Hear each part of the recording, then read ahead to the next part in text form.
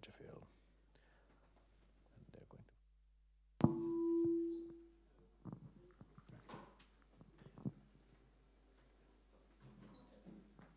Okay, so good afternoon, everyone. I would like to greet everyone offline and online. I know we have many people with us in the streaming as well. My name is Levente Poljak, and I've been following the project as a UIA expert. And as you all know, this is an event to actually celebrate the achievements of Cup for Creativity, the last 2-3 years of work together. So today you will hear about different elements, different dimensions of the project. We'll talk about how to understand better the local ecosystems, what kinds of interventions has been done in UIBuda. We'll see the impact on the municipality, we'll see the impact on the local creative ecosystem, and we'll see also how the whole legacy will be of the project. Now, I have a few announcements to make. First of all, we have a buffet over there, so feel free to, it's not impolite to actually sometimes stand up and go there, have a coffee, have some fruits. So please feel at home. This is, of course, only for the privileged offline audience. Online, you can also follow us, and please formulate your questions. So every session will end with the Q&A part, so please prepare your questions. We'll have always a few minutes to discuss questions with you. And also a little announcement to speakers is that we will use a microphone because of the streaming. I know we would not need it among us, but we will use a microphone for streaming. So before your turn comes, please move towards the technical installation over there, and you will get your personal microphone. So we will not lose time changing here. So the design of today is we will have very quick, very short, very dynamic presentations, limited to 10 minutes. So I hope you can all respect this. And we will have Mate who will control you and who will tell you if you're running late. I think we need a little bit of a context for the whole thing, and we will start with UIA. Romain Turmanel will start this afternoon with telling us a little bit what the EUI is, what are the UIA projects, without whom this whole thing would not be possible, right? So I'm not going to take more time, but I would give it over to Romain to tell us about UIA EUI. Okay, so we'll speak louder. So I'm not giving over to you. So, switch the slide, yes. So good afternoon, everyone. And first, thank you for the invitation to come to the final event of Cup for Creativity. It's really a pleasure for me to be here and to represent the UIA Permanent Secretariat.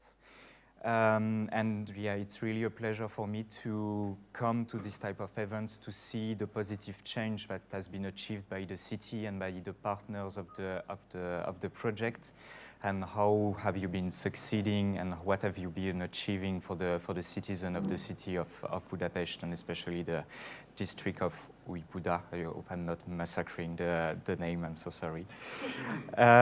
So I was asking this introduction to answer the question, what is the goal of financing innovation in cities and how we do it in UIA and now EUI. And so I'm going to give you a few facts and figures about the initiative, about what we want to do.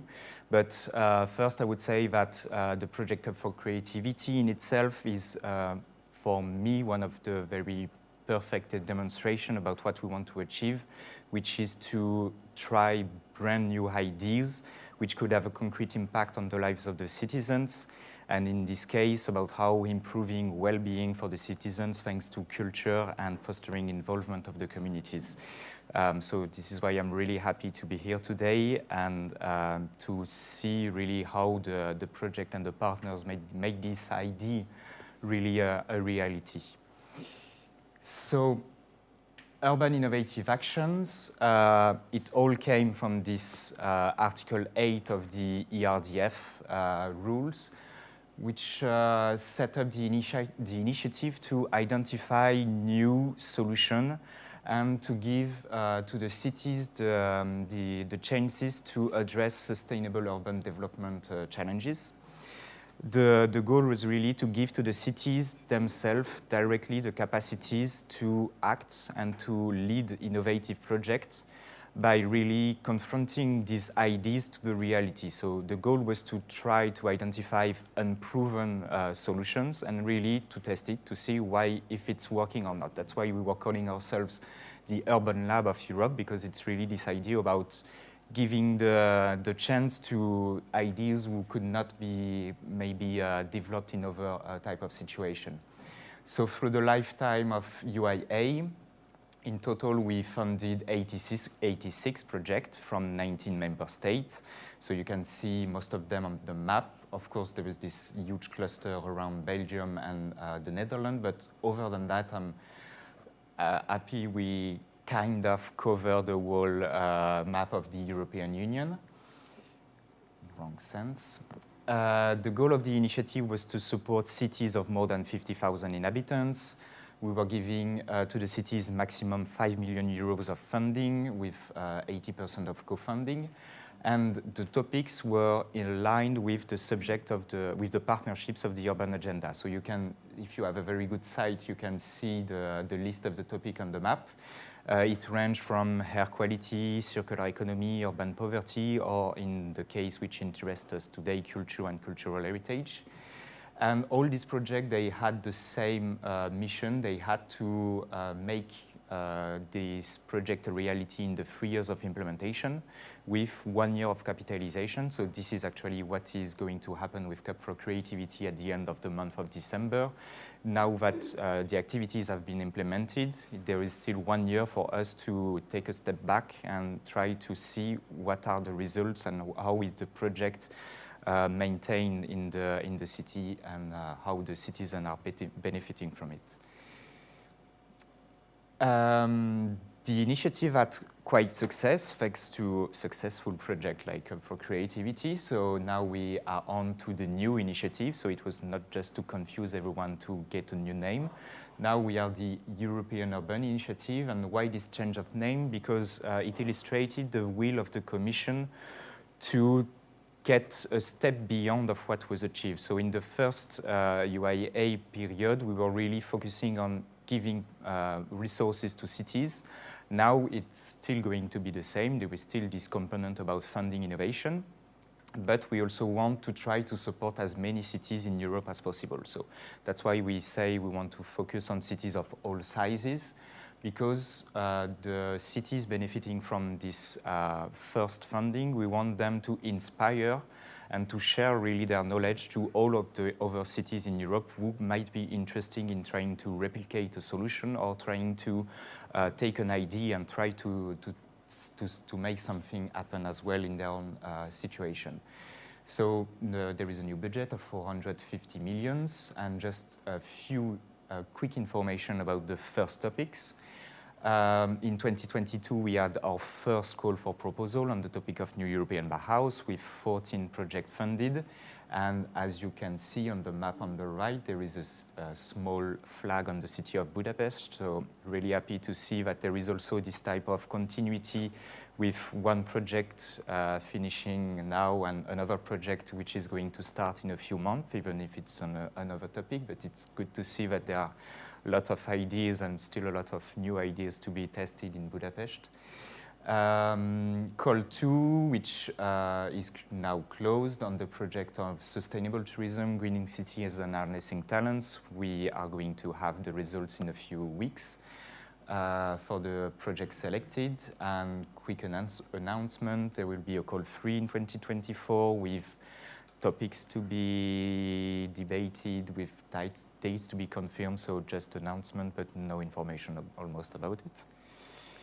And finally, what's next? I told you that we want to inspire city, but we also want to share experiences. So that's why we launched this year the new platform, Portico, which is supposed to be really a gateway to urban learning. So the goal of this platform is really to share all the initiatives, such as the type of Cup for Creativity. So if you are interested in what Cup for Creativity has achieved, you might also be interested with all the other projects that has been funded into UIA. And next, the new EUI project, the new cities supported through capacity building, etc. So it's really going to be a platform for information. And that's it for me. So thank you for your attention, and yeah, looking forward for this day of learning about the project. Thank you very much, Romain. So now I think we know much more about the context, and something you didn't mention, but I would like to underline that all UIA projects work in partnerships. So it's not only municipalities, but municipalities together with a set of partners, and these partnerships are actually very crucial in delivering these projects.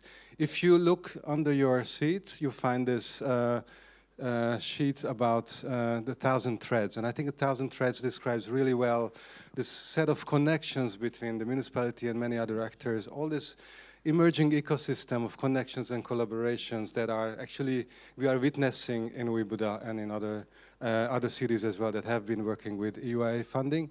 And I think this is quite interesting to keep in mind when we talk about the role of the municipality, because what we saw in the last years that municipalities were not necessarily traditionally very much used to work together with the civil society, the business actors, the local ecosystem. But EUI, in a way, encouraged them, forced them to work closer with their ecosystem. And also, this is something that shapes the way a municipality starts working, no? So I think we have a mutual learning on the side of civil society, businesses, how to work better with the municipality, but also on the side of the municipality, how to work together with all these local actors. And there's nobody else who could speak better about this than Richard Budapest, who's Vice Mayor for Culture, who will tell about what did the municipality learn actually from Cup for Creativity, and how will you continue working in the future? Thank you very much. I really hope that your kind words are gonna be proven true, that I can speak highly of this project. I'm sorry to all of my friends. I'm going to be a bit more formal today than I'm usually is, actually. I would like to warmly welcome everybody here in the room in Adapter, and also those who are following the streaming online. My name is, as it was mentioned kindly before, Budapest Richard. I'm Deputy Mayor of Újbuda, responsible for culture and international relations. And also, I was able to serve in the last 3 years as a high-level representative in this really exciting and inspiring UIA project. A quick personal story before getting into the details. Just before I was a deputy mayor some years ago, first slide, not interesting that much. So this crossing is not so far from where I was living back then. It's a neighborhood in Újbuda, really nice, really green, actually really great. But at this crossing, there's a lot of transit traffic there. So I was just wondering how hard it could be to install a pedestrian cross there. I mean, it shouldn't be so hard, isn't it? You should just paint some white lines on the ground, shouldn't we? Actually, what I experienced that I was really unsuccessful in this endeavor. I was not able to make a payment realizing that. So a lot of times I just felt like this. Feeling and seeing this kind of incapacity of the municipality to solve even such a slight problem that should be handled easily. And I'm quite sure that a lot of locals feel the same way when they want to do something with the municipality, because municipalities can be really bureaucratic. They can really seem to be the castle of Kafka, if you know the drama. Of course, when later I became deputy mayor, I realized why these robust legal processes must take place, how many stakeholders with whom we must negotiate on the local, on the national, and on the international level as well. But still, there was this nagging feeling inside of me that municipalities should convey a message more like this. People coming together, sharing ideas, launching exciting incentives, which are somehow able to reflect upon the struggles, the problems of a certain jurisdiction, a municipality, for example. And this is our main point here, because this is what the UIA, oh, sorry, I was not able to step. So this is what the UIA was in our life. I think through the UIA, we were able to establish a more human-focused and community-driven approach to the highest level of a local government. I think it was a really mind-opening for all of us. Of course, as it was mentioned before, such a robust project cannot be handled alone, so it took place with a lot of partners. A large chunk of it was run by the municipality and the local government's 100% owned companies, of course, but there were local NGOs. There were innovative partners focusing on, let's say, software development, and there were multinational government, multinational corporate partners as well, with whom we were trying out those cultural enhancement we devised. So how this enhancement can contribute well-being increasement of the labor force. How did it all start? No, this is not the slide what I wanted to talk about. So you would expect that if there is a conglomerate like this, with a lot of professional backgrounds, it would run quite smoothly, without any errors, with meticulously planned processes, with tight time schedules, and so on.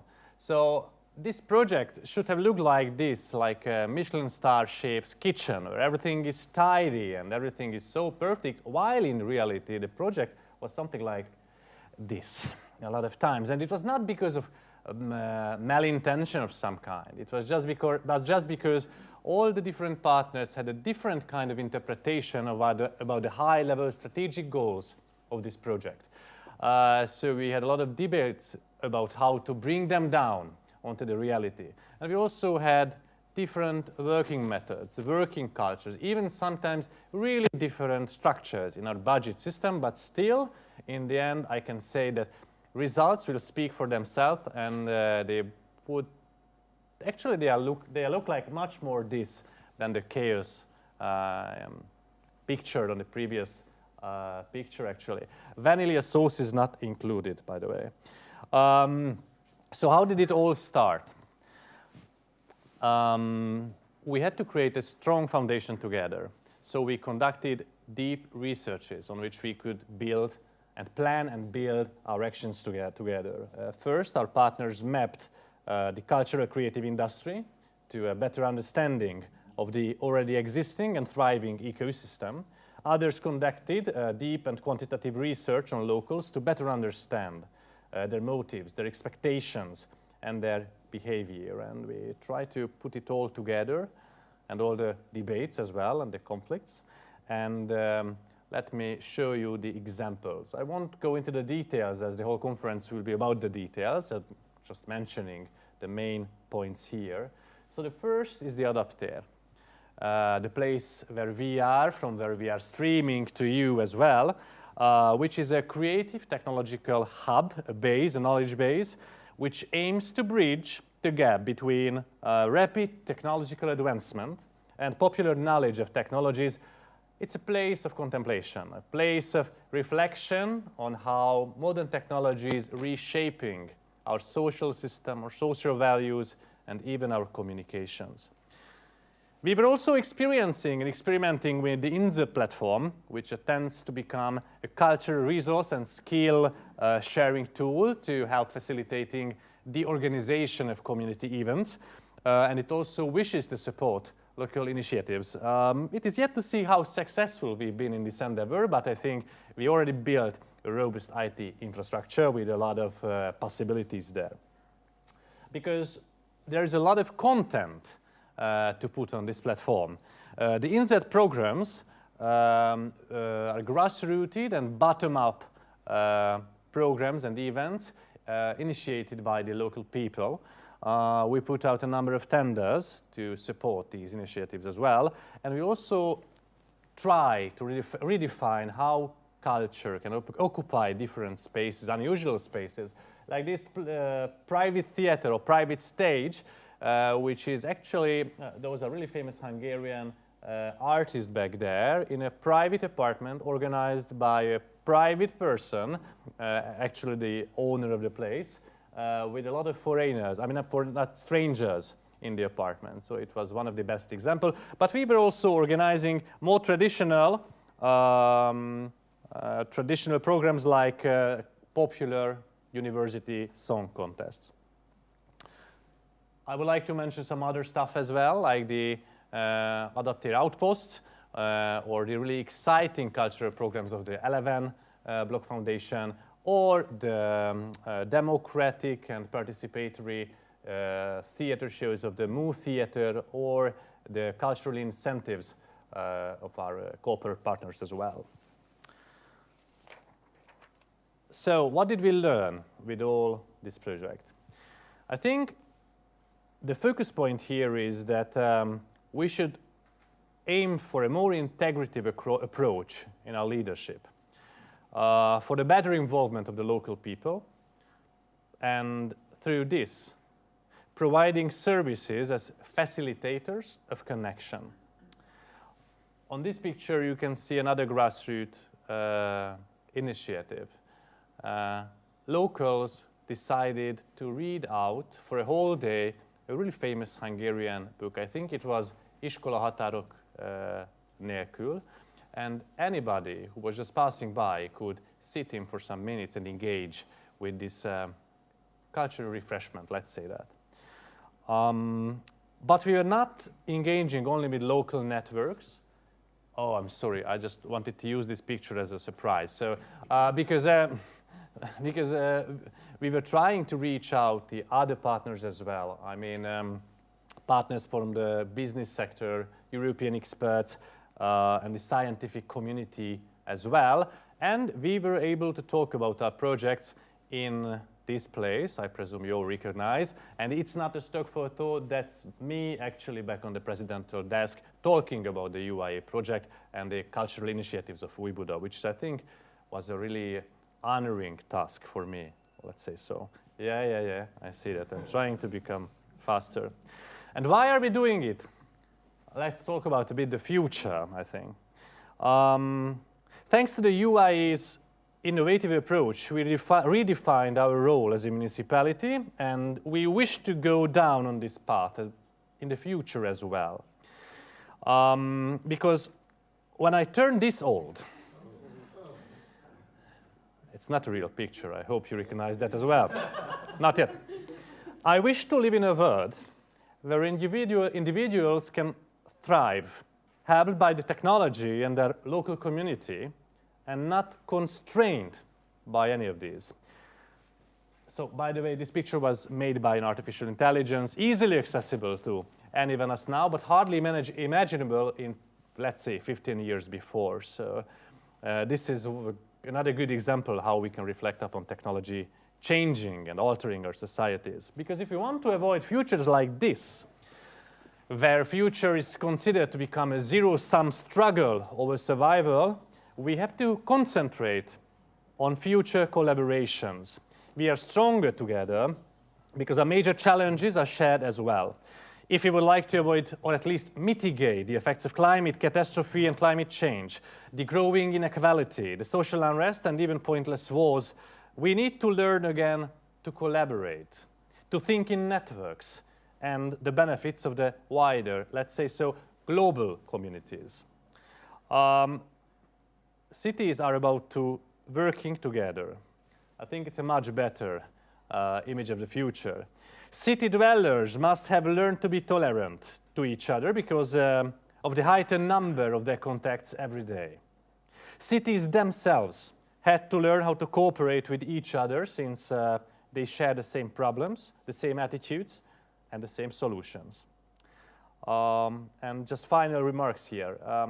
Because if we are to create this future, we can help fostering the innate creativity of every human being by educating themselves, their communities, and through this to inspire others to behave similarly. And in my definition, this is what we can call progress. So I would like to thank all of my colleagues, the UIA leadership, all of our partners, because it was a really exciting 3 years for us. And let's have an exciting and insightful afternoon for all of you. And of course, a wonderful time here in Budapest for our international guests as well. Thank you very much.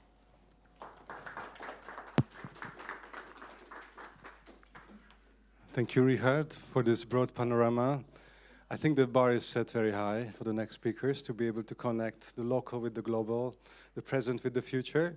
Of course, as Richard mentioned, UIA CUP for Creativity didn't arrive in a vacuum.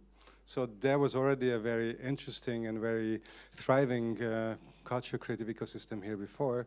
And one of the first tasks in the project was to understand what's already here.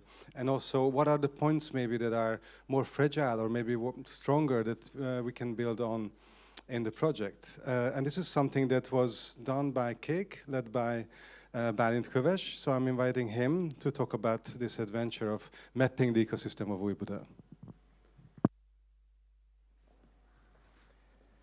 So yes, after these broad perspectives, I'm the first who will focus on Újbuda actually, and I will introduce the project in a way that we started to work on the project first when it started in 2020, like in every project which works with urban tissues and urban locations, the first task is to get to know the location and to get to know the city. So that was our task and our responsibility first to getting to know the action area. This happened from 2020. We were mainly mapping culture and creative industries in Újbuda. And just a reminder, a global reminder that was COVID at that time from 2020 to 2021, which was quite a barrier for making this research. We started mainly with desk research, and later on, after some years, in the second and third years, we were able to do field researches to make other insights about the city and the district. And we also were working on a lot about the categorization. What are we actually looking for? And we had many.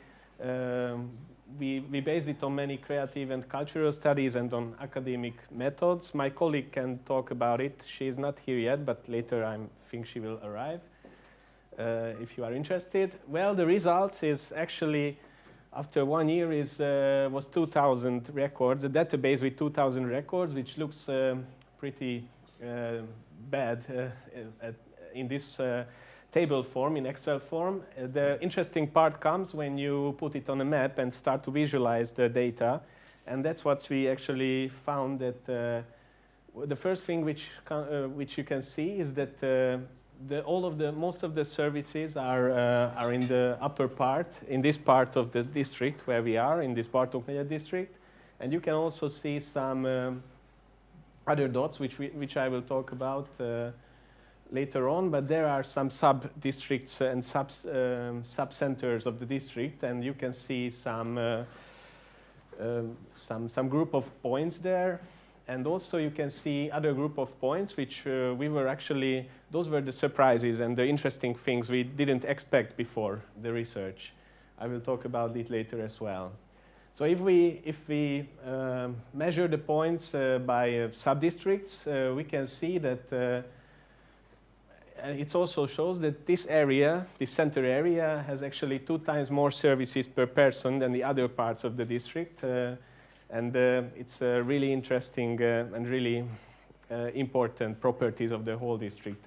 This is actually the biggest district of Budapest as well, and the most populated. So if we start to divide these points by categories, then, for example, gastronomy is showing you the same picture that the whole points together, that most of the gastronomic services are focused in the Bartók Negyed district, and we can see very wide ranges of gastronomy. For example, we have Asian foods, we have gastro bars, we have local bars as well, so every kind of gastronomy. and we have less gastronomy in the outskirts and in the other parts of the district. The same properties and the same right about the cultural institutions. It's the same, that cultural institutions are actually focusing on this small area, and there are not so many in the outer skirts. It was also not really surprising, but what we found, and it was really nice to see, is that there are very strong communities, and there are a lot of community involvements and NGOs in the sub districts as well, and the sub centers. So we found also with interviews that there are many initiatives in this region, and locality is very important for them. Actually, they organize for themselves so much programs that the community houses are full with it. So they have this problem that they cannot find event venues for their programs. And when we got this information, we really believed that the Insert platform, which we wanted to create, is one of its main function could be a matchmaking function for the event organizer and event venues who has free space for events. And the other thing which we didn't expect is that it's a very diverse district, and it's a very diverse center also. This laser is not really visible, but it's a very diverse center in this Bartók-Negyed district. We can find everything in every categories, which we can find something. And why is that? One of the reasons why is it like this, that it's so diverse, is that there are two magnets in this area. One of that is this cultural street with galleries and exclusive bars, which was a cultural development process from 2010. And the other one is the biggest technical university of Hungary, which actually attracts many tech industries and many creative industries in this small surrounding. So these are the most important magnets. And the other thing is that artists come because of this cultural street, these cultural boulevards, and they find small ateliers for small workshop areas in this neighborhood next to this boulevard.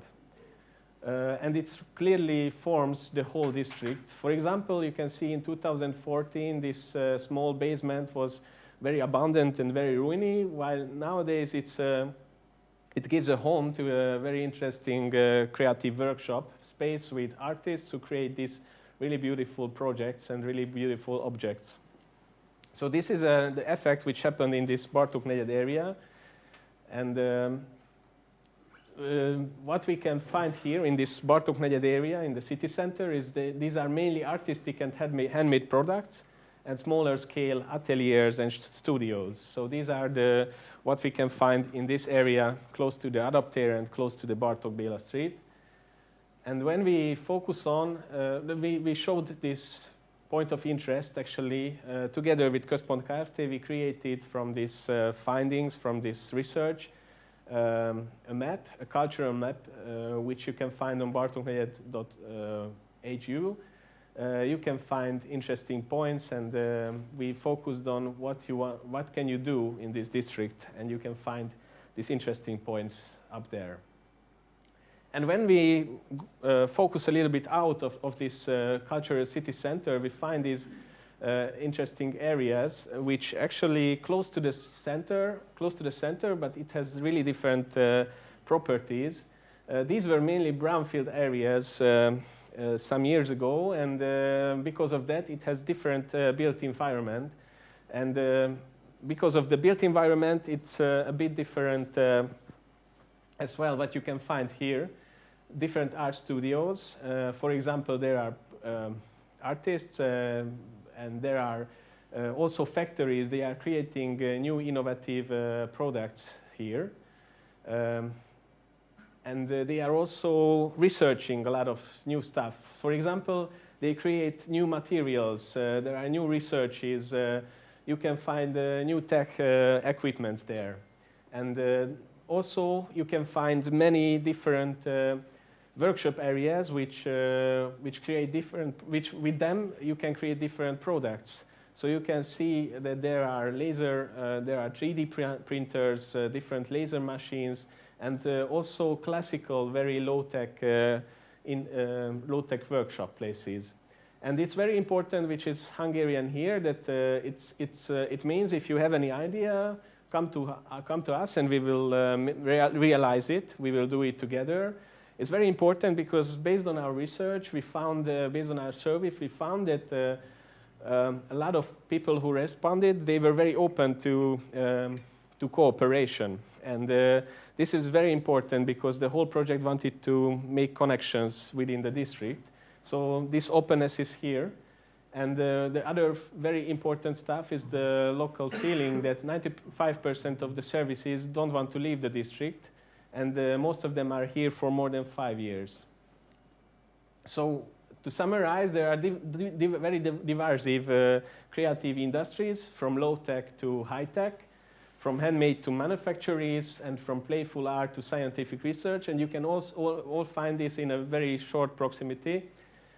So this is a very interesting possibility. And when we found all this interesting stuff, we realized that Art and Tech Center, this Adapter idea, is actually very relevant in this area. This is it's very relevant because all of these things are here, all of these initiatives are here, and services are here. And we also found that connecting different actors has a huge potential for the future.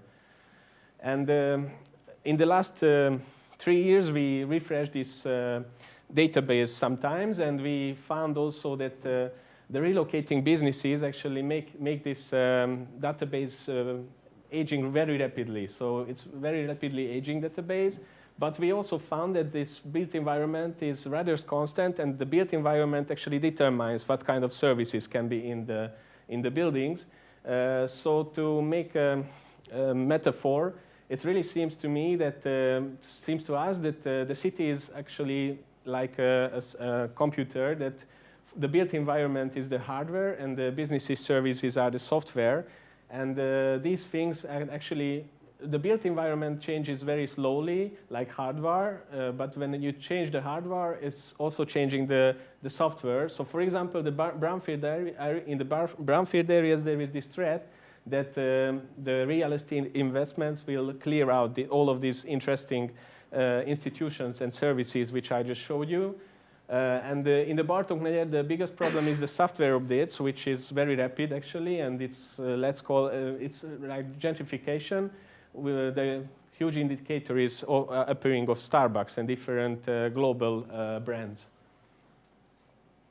And so to finalize the whole stuff, we finalize our research, which is now ongoing with another small research in this smaller area, in the Bartók negyed area. You can find on the map the area which we are researching right now. It's ongoing, but I can show you one interesting stuff, is that the mindset was we added the building layer to the database, which is constant. And we started to research the buildings, which gives home for these services. There are actually in these small areas almost 200 buildings and almost 340 street front premises. And it's actually it comes from, there are many ideas. These ideas comes from Yangel and others, that the street life is very determined by the local stores and the storefront. So, for example, here you can see the Bartók Béla storefront. This whole small gap is the barracks, the Hadik barracks next to the Bartók Béla Boulevard, which acts like a wall in the street, wall next to the street. But all of the other houses has many storefronts, premises. And that's why it became a very interesting area. You can also see that blue is the one which has huge portals on the ground, and the brown or brownish color is the one where you have basement on the front of the building. And if you look at the streets next to the Bartók Béla Boulevard, is actually the Bercsényi Street and the Lágymárosi Street. You can see that these are mainly basements in these streets, which actually really good for these ateliers I showed you, but it's also good for cheap pubs because you can create a pub also in these basements. Pubs are like our aerosols. They can fill out every kind of space, free space they have. And of course, pubs are also, there is a huge investment push in this area because there are many people visiting this cultural area, and these streets actually became pub streets. And that's why I think it's very important that these are the flagship projects from the municipality from the last 10 years. The Hadik house, which started this whole cultural development in the area. The B32, which was rather about galleries and communities, also next to Hadik, and next to the Bartók Béla Boulevard. But Adapter is a new thing, which now reflects to creativity and inspiration science, which you saw that already in my presentation, that is also very located in this district and very relevant. And I think it's really nice that this place is actually just in the intersection of these two pub streets, because the municipality could have said that let's rent it out for a pub for good money. But I think it's an important message that we created this institution here, which connects to this existing ateliers and existing creative industries. And by making this institution here and doing this whole project, and in the future, it's to make this whole institution work is very important for keeping the diversity of this whole district. So that's actually it, and this is our core team because we work with a lot of other people. Okay, so thank you. Thank you, Balint. We can see that you could go on forever. Unfortunately, we don't have infinite amount of time here. But I think it's very interesting that we're going into the details. And if you're interested in even more details, you find a QR code on these papers on your seat, through which you can access to the publication with 1,000 Threads as a Sala, which describes a lot of these processes in detail. I also wanted to invite, we have a delegation that just arrived, so I would like you to actually find your seats and feel comfortable, serve yourself with a coffee or anything you feel like. We will continue to the next step, because what we have in the project logic, let's say that we already know who's in the area. We saw there are a lot of creative industry representatives, there's a lot of cultural projects, there's a lot of tech projects. So one of the questions that came up in the project, obviously, how to connect them, no? How to make them interested in this whole process. What can they gain from the project? What can they give back to the project? And for this, we needed very specific investigation. And this is where service design and design thinking come into the picture. And I would invite Laci Ágoston from Meet to talk about all these aspects. Thank you, and thank you for all of you for listening. Yes, I'm Laci Ágoston. I'm representing Meet Perspectives, or Meet shortly, which is a consulting firm located in Budapest, and we are dealing with, we are helping our clients, our partners to create and develop good services, lovable, sustainable services. And the key element of it is not looking inside from inside, so not developing inside in, but turning out ourselves and looking outside in from an outer perspective back inside of us, and then we can realize crucial problems and relevant entry points, and then we can develop iteratively whatever we are developing, even if it's a service, even if it's an organization, it's a product, or a city, or a district, or whatever. And I'd like to be brief, and I'd like to put on the eyeglass of the future potential UIA, or European Urban Innovation, or I forgot the new Mosaic word, project. So I think it's really important how can they learn from our learnings or failures or successes. So what can a future UIA project do better based on our learnings and or lessons that we learned? And as a first step, I would like you to think about the worst process that you can think about. The worst innovative project, even if it's an urban innovative project. The potential worst project is a project where we jump directly to solutions without understanding the target audience, without understanding what is the context, what is not only the physical context and the urban context, like Balin mentioned, but also the mindset and attitude context of the thing that we are willing to create. So I will get back to it later. Another very common pattern of these kind of flawless or bad project is when we are falling in love with our own idea. And of course, it's good to be enthusiastic and fall in love with our ideas or with our project in that meaning. But if it's going against critical mindset and if it turns off the willingness to accept circumstantial things that are going against our initial idea, that's a bad thing. And the third one is when we are failing to clarify exactly what we are talking about and trying to to pivot or change a little bit or a few elements of the original project.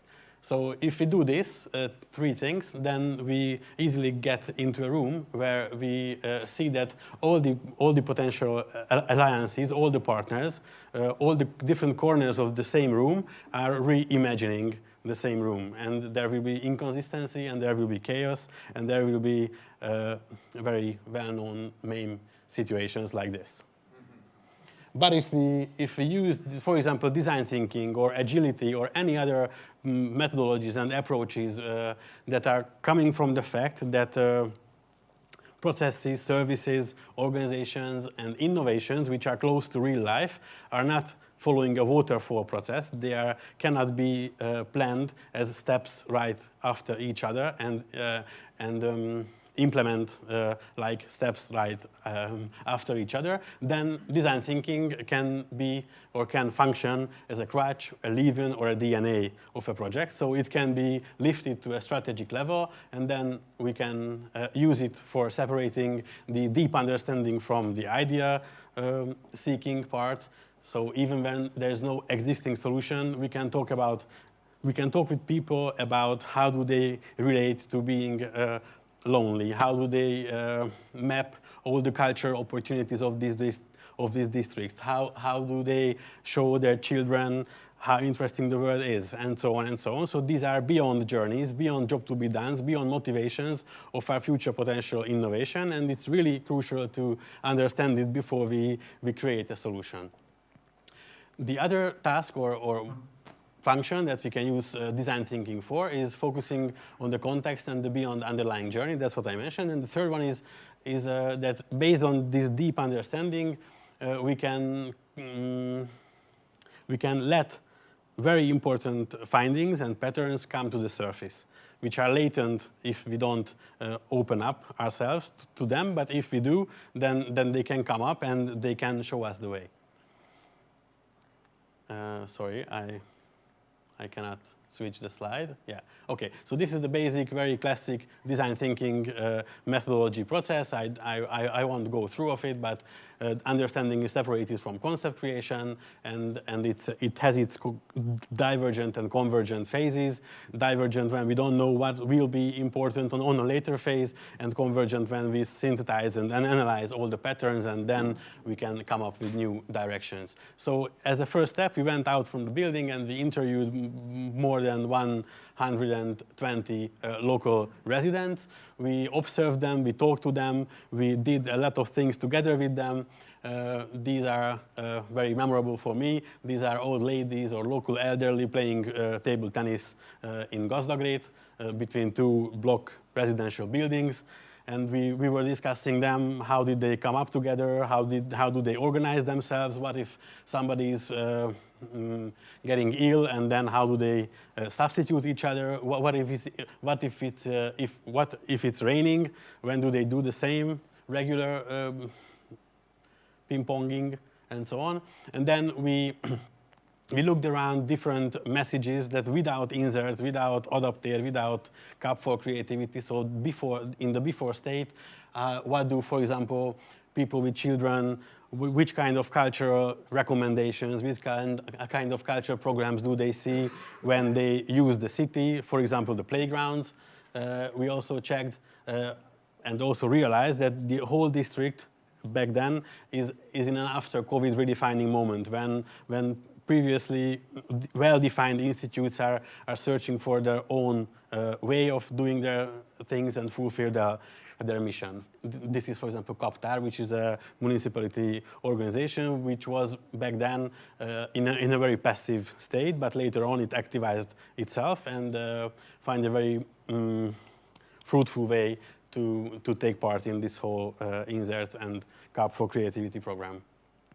So we partly followed the methodology and the approach of design thinking, but relatively early we realized that we cannot lift it or cannot put it in the strategic level of the project. And it's really interesting. Why is it? Because I think it's partly coming from the logic of UIA and coming from the logic of all kinds of grant or tender-based corporations, because this alliance got money and mandate and assignment for delivering well-defined outputs. And if we do this, then we cannot come up with totally different output ideas in the middle of the process or during the process. And that's what we needed to balance somehow. So we accepted that we cannot follow the classic design thinking without compromises. Then we switched to support mode, and we found out that, okay, if we cannot go together on the design thinking way, all in all on a strategic level, then we can have multiple second diamonds,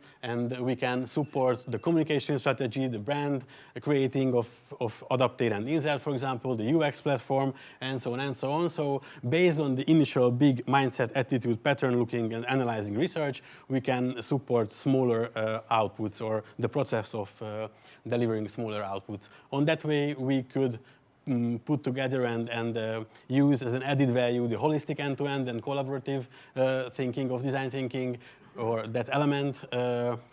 We could come up with personas and different kind of type of relations which are organically living in the city. For example, the people living with small children, the very active pensioners or local elderly, the activists in the district, and the very wannabe artistic or not wannabe or not artistic BBB fans who are really enjoying this vibe in this part of the city. And we also came up with persona dynamics and potential dynamics. How can these different personas, how can they be activized and how can they be involved to activize each other, which was a really interesting concept, I think. And then when we were talking about those deliverables, those outputs that were not defined at the beginning, we could use the balance seeking between desirability, viability, and feasibility, the three lenses of design thinking, and also prototype testing during the process. For example, when we were prototype testing the sales brochure that we were trying to approach all the local restaurant and bar owners to involve them. And design thinking, if we can use it well, then it keeps traditionally siloed or isolated developments integrating and maximizes synergy among them. That's when we try to invite everybody from the project and put together all the different siloed and different development project plans and come up with a joint one. And that's about the brand concept. We also supported, and if I'm thinking about the next potential or future potential UIA projects, I can only advise that use design thinking for your own sake, even if it's hard to understand, because design itself is confusing. Design was about aesthetics, was about look and graphic design in the past, but it's in a change, and now it's much more about how well something supports those who are interacting with it. So I think it's still worth paying attention to it, and I hope you will be able to utilize it and use it. Thanks for your attention.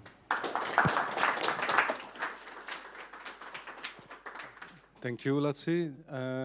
I think on the one hand, we can see that we would need 3 years to talk about what we did in 3 years, which we don't have right now. And also, I think we all understood the underlying criticism, and I think it's a very good message towards EUI, maybe how to be more flexible on the side of monitoring and also accepting results, but also to show you that we are ready for the next UIA project. The next one will be, I think, the last one in this first session. I thought Sikra Peti would be speaking, but it's Balázs will be speaking. I have to tell you a story about digital platforms because, of course, we will speak about the Insert platform at some moment. 10 years ago, 12 years ago, I had this very naive idea of opening a little digital space to talk about a neighborhood. It's another neighborhood of Budapest, the 7th district. I opened a Facebook group just to prepare the creation of a blog that we would edit together with hundreds of other citizens of the neighborhood. And it was a very nice space for a few years. And then after a few years, it turned into a battlefield, and it became a super polarized, very aggressive space, which I'm going every now and then to moderate and to suspend some people, but it's not a place where I want to spend really time. So I've been dreaming of a digital space where you don't go to fight, you don't go to actually in a way, share the ideas that you fell in love with and you don't want to hear anything else, but actually to create collaboration and to understand what else is going on in a district. So actually I got it, because we have now here in the 11th district, we have the Insert platform, and I believe that Balázs will talk about this. Am I correct? Okay.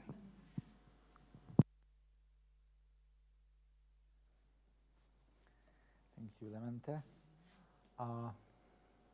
Not this direction. Yeah, so I'm a substitution for today because Peter, our colleague, is unfortunately ill. He is the product owner of the Insert platform, and he should hold this presentation, but I tried to do my best. I was the working group leader for the sustainability in the project and supported the IT platform development from the business side. And I'm a bit jealous for my colleagues because of their presentation, because it was quite sexy. It won't be so so much. So it's more like a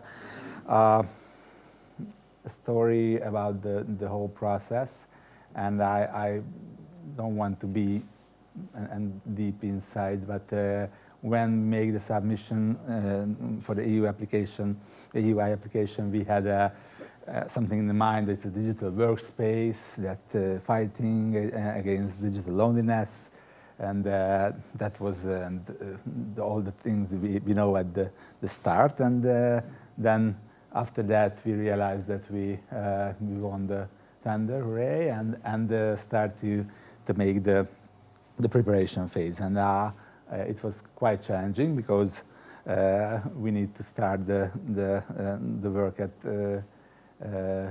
the moment, and the first thing that we focused on, that in the first two period we made a scope for the platform and start to organizing the whole IT development and hiring developers and make these preparation process.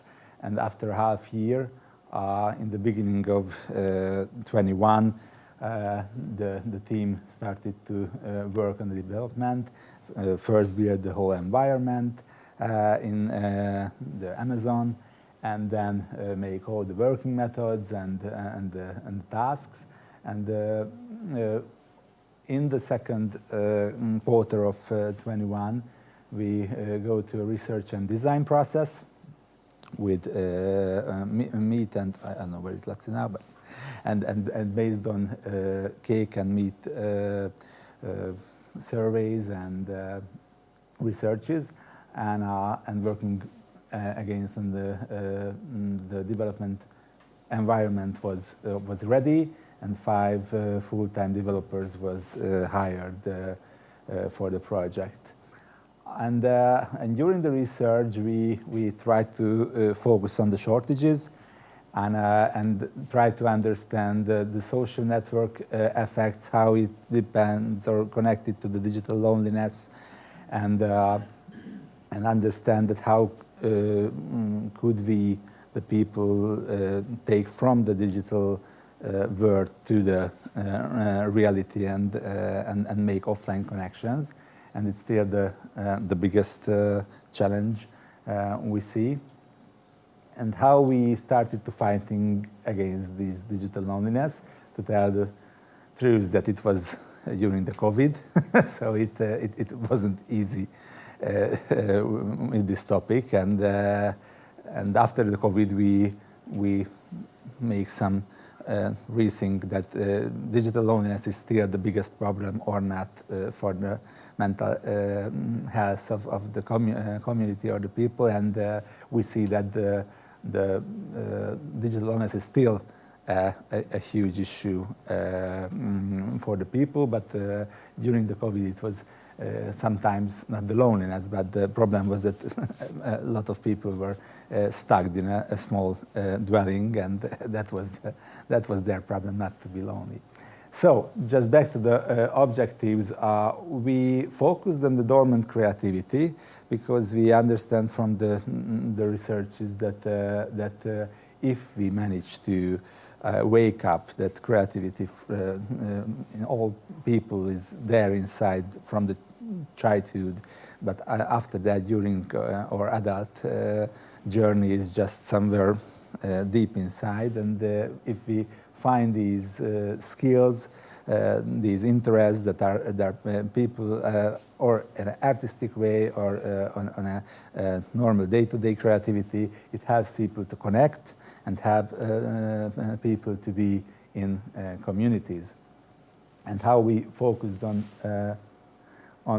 that, we try to position the Insert platform, and it's not easy. We have a so-called competitors, but if we see that Facebook is the main platform for the generation Y, and then I believe that maybe Peter would like to make not Tumblr but TikTok for the generation Z, but I'm not sure, sorry. But we see that Facebook is old school for the young generation, and there is LinkedIn for the professional social network, and we see that Insert could be a platform that is somewhere in the middle of these, or not middle of the, but side of these triangle, where people can spend their local, what is it? I'm looking for the right word. So all those energies that are connected to the local communities and the personal interests, and to find out how you can be involved in local grassroots initiatives, that could be the place for Insert. And how many times I have? I think 3 more minutes. Okay, it will be okay. So the mission, it's not so easy to find one short mission for Insert, but the main point of this mission is to have to make new forms for connections, and find out the option to be involved in not just consuming culture, but be in the process, the creating process, and help the new ecosystem in district level. And I will jump over this for the next slide, because it's more easy to understand what we see, the innovative part of the Insert. That is, and I go there. So what we find, that how can we help in these grassroots initiatives for the people to find venues, tools, the knowledge, the skills, mentoring, resources, and fellow creators for the communities. And these resources are that we are focusing, and we see that in other platforms these are not so easy to find in one place. And another part, we try to help like Adapter and other offline spaces to work together to make common initiatives and connected through Insert. And for the last slide, okay, so the last slide, and I I have a more updated information from the lead developer for Insert, because during this presentation I asked my colleague that what is the actual number of Insert, that it is a number from yesterday morning.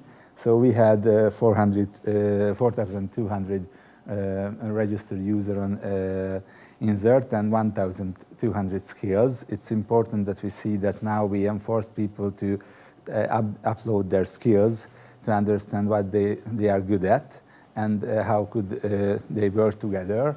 And 650 event was organized in the Insert in the last year, and 150 trainings. And what is maybe interesting, that the first two numbers changed from one day, from 4,200 to 4,900. So we see that we are in a very active part of the platform. And the skills go up from 1,200 to 2,100. So it's almost double in one day. So it could be interesting, but this shows that we are in a very strong campaign in the last part of the project to take the people go on Insert and use it very active. So thank you for your attention. Thank you, Balázs. And this is the moment for questions. So I invite all our spectators online and offline to share your questions, your doubts, your comments with our speakers. Of course, I have a lot of questions to all of you. So while we're waiting for online or offline comments, I would like to ask each of you one very quick question. Richard, you finished with a very grandiose idea of what are the two alternative futures. And this seems to be a bit far from what your role is in the municipality about culture, no? So I'm interested in what is your vision for culture when it comes to some of these big social and environmental challenges. What can culture hold to fight actually many of these challenges in our society?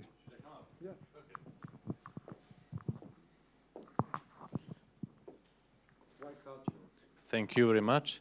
I think the visions are not far-fetched, and I must remind you that I'm also a politician on the national level, so a lot of times when we're focusing about big issues, global warming issues, etc., one with local embeddedness must always focus on, okay, now I understand that we have to cut back emission, we have to change how global capitalism is working, but what can I do here as a deputy mayor? So I think it's a natural thing to try to interpret our position in the grand scheme of things.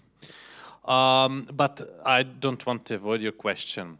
So I think talking about culture, what culture is actually. I think culture is a narrative. Culture is the element of how we interpret, analyze, and share our ideas of the world.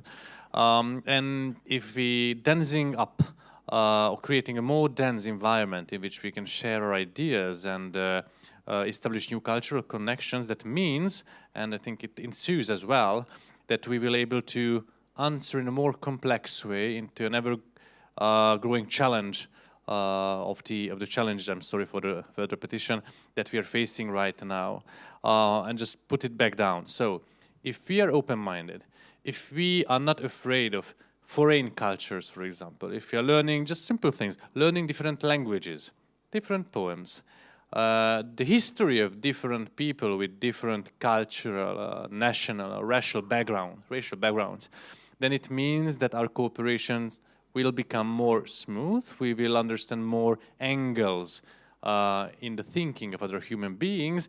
And in my optimist worldview, it also means that we will be more inclined to solve the problems that we are facing right now. So culture is an essential actor or an essential part of the solution. It's not just something like extra that we are doing for fun. Culture is the meaning of the thing here and the quintessence of solving the problems. Thank you. I think this is this qualifies as a very good definition for the next years of UiBuda in terms of culture. Linking, our presence with broader questions, I was really intrigued by Balin's comment on how Adapter is situated on the street with pubs and ateliers, and I was also intrigued by Lats's, I can't see you, Lats's comment on finding maybe the DNA of collaboration in elderly women playing ping pong in the park. So I'm really curious, what are the conclusions you can make based on this kind of spatial coexistence? What does it mean for the new culture connections in the neighborhood, and also what does it mean? What can we learn from table tennis based collaboration? You have to come, I guess, or I have to go. It's okay. Yes, so I think Adapter, the location of Adapter is important because we were mainly focusing in the last 10 years to the Bartók Béla Boulevard, and not much attention was on this area next to this boulevard. And I think this Adapter, the situation of Adapter and our research, it opens up these perspectives. We are trying to show these ateliers, these artists here, who are located here. And I think there is this strategical approach that on the long term, it would be really nice to connect these kind of ateliers together, also to connect them to these factories and this production area in this brownfield factories and brownfield buildings, because they have bigger machines, they have other possibilities, with their techniques and stuff. So if we connect all these links together, it could mean new innovative products and a really interesting city life. So that's, I think, a really nice first step is Adapter here. Okay, great. And learning from table tennis in the park. And then I'll give it over to you. Yeah, I have answers in 2 points. The first is that there are activities that people are doing organically, even without insert or any elements of Cup for Creativity project. For example, sporting in a park. And one way is to try to reach that people might do things that they are not doing now, and another one is to organically build on activities that they are already doing. And I think using this as an example and spreading this their habits and their different kind of habits, it can be one way of spreading this kind of innovation. And even if we stated or defined that Insert, for example, doesn't want to support primarily sport activities, rather cultural activities, but we said that if a sport activity is based on a community, then it can be a fine line between community and culture, so that can be okay. So building on organic fundamentals, that's one. And the second one, that we, based on this deep design research, we found many things that we could build in creating Insert and supporting the creation of Insert, and we also find many findings that we could not, from different reasons. For example, we found that the peripheric parts of the district have bad feelings about this municipality, and not only this municipality, but all the municipalities, and all the activities are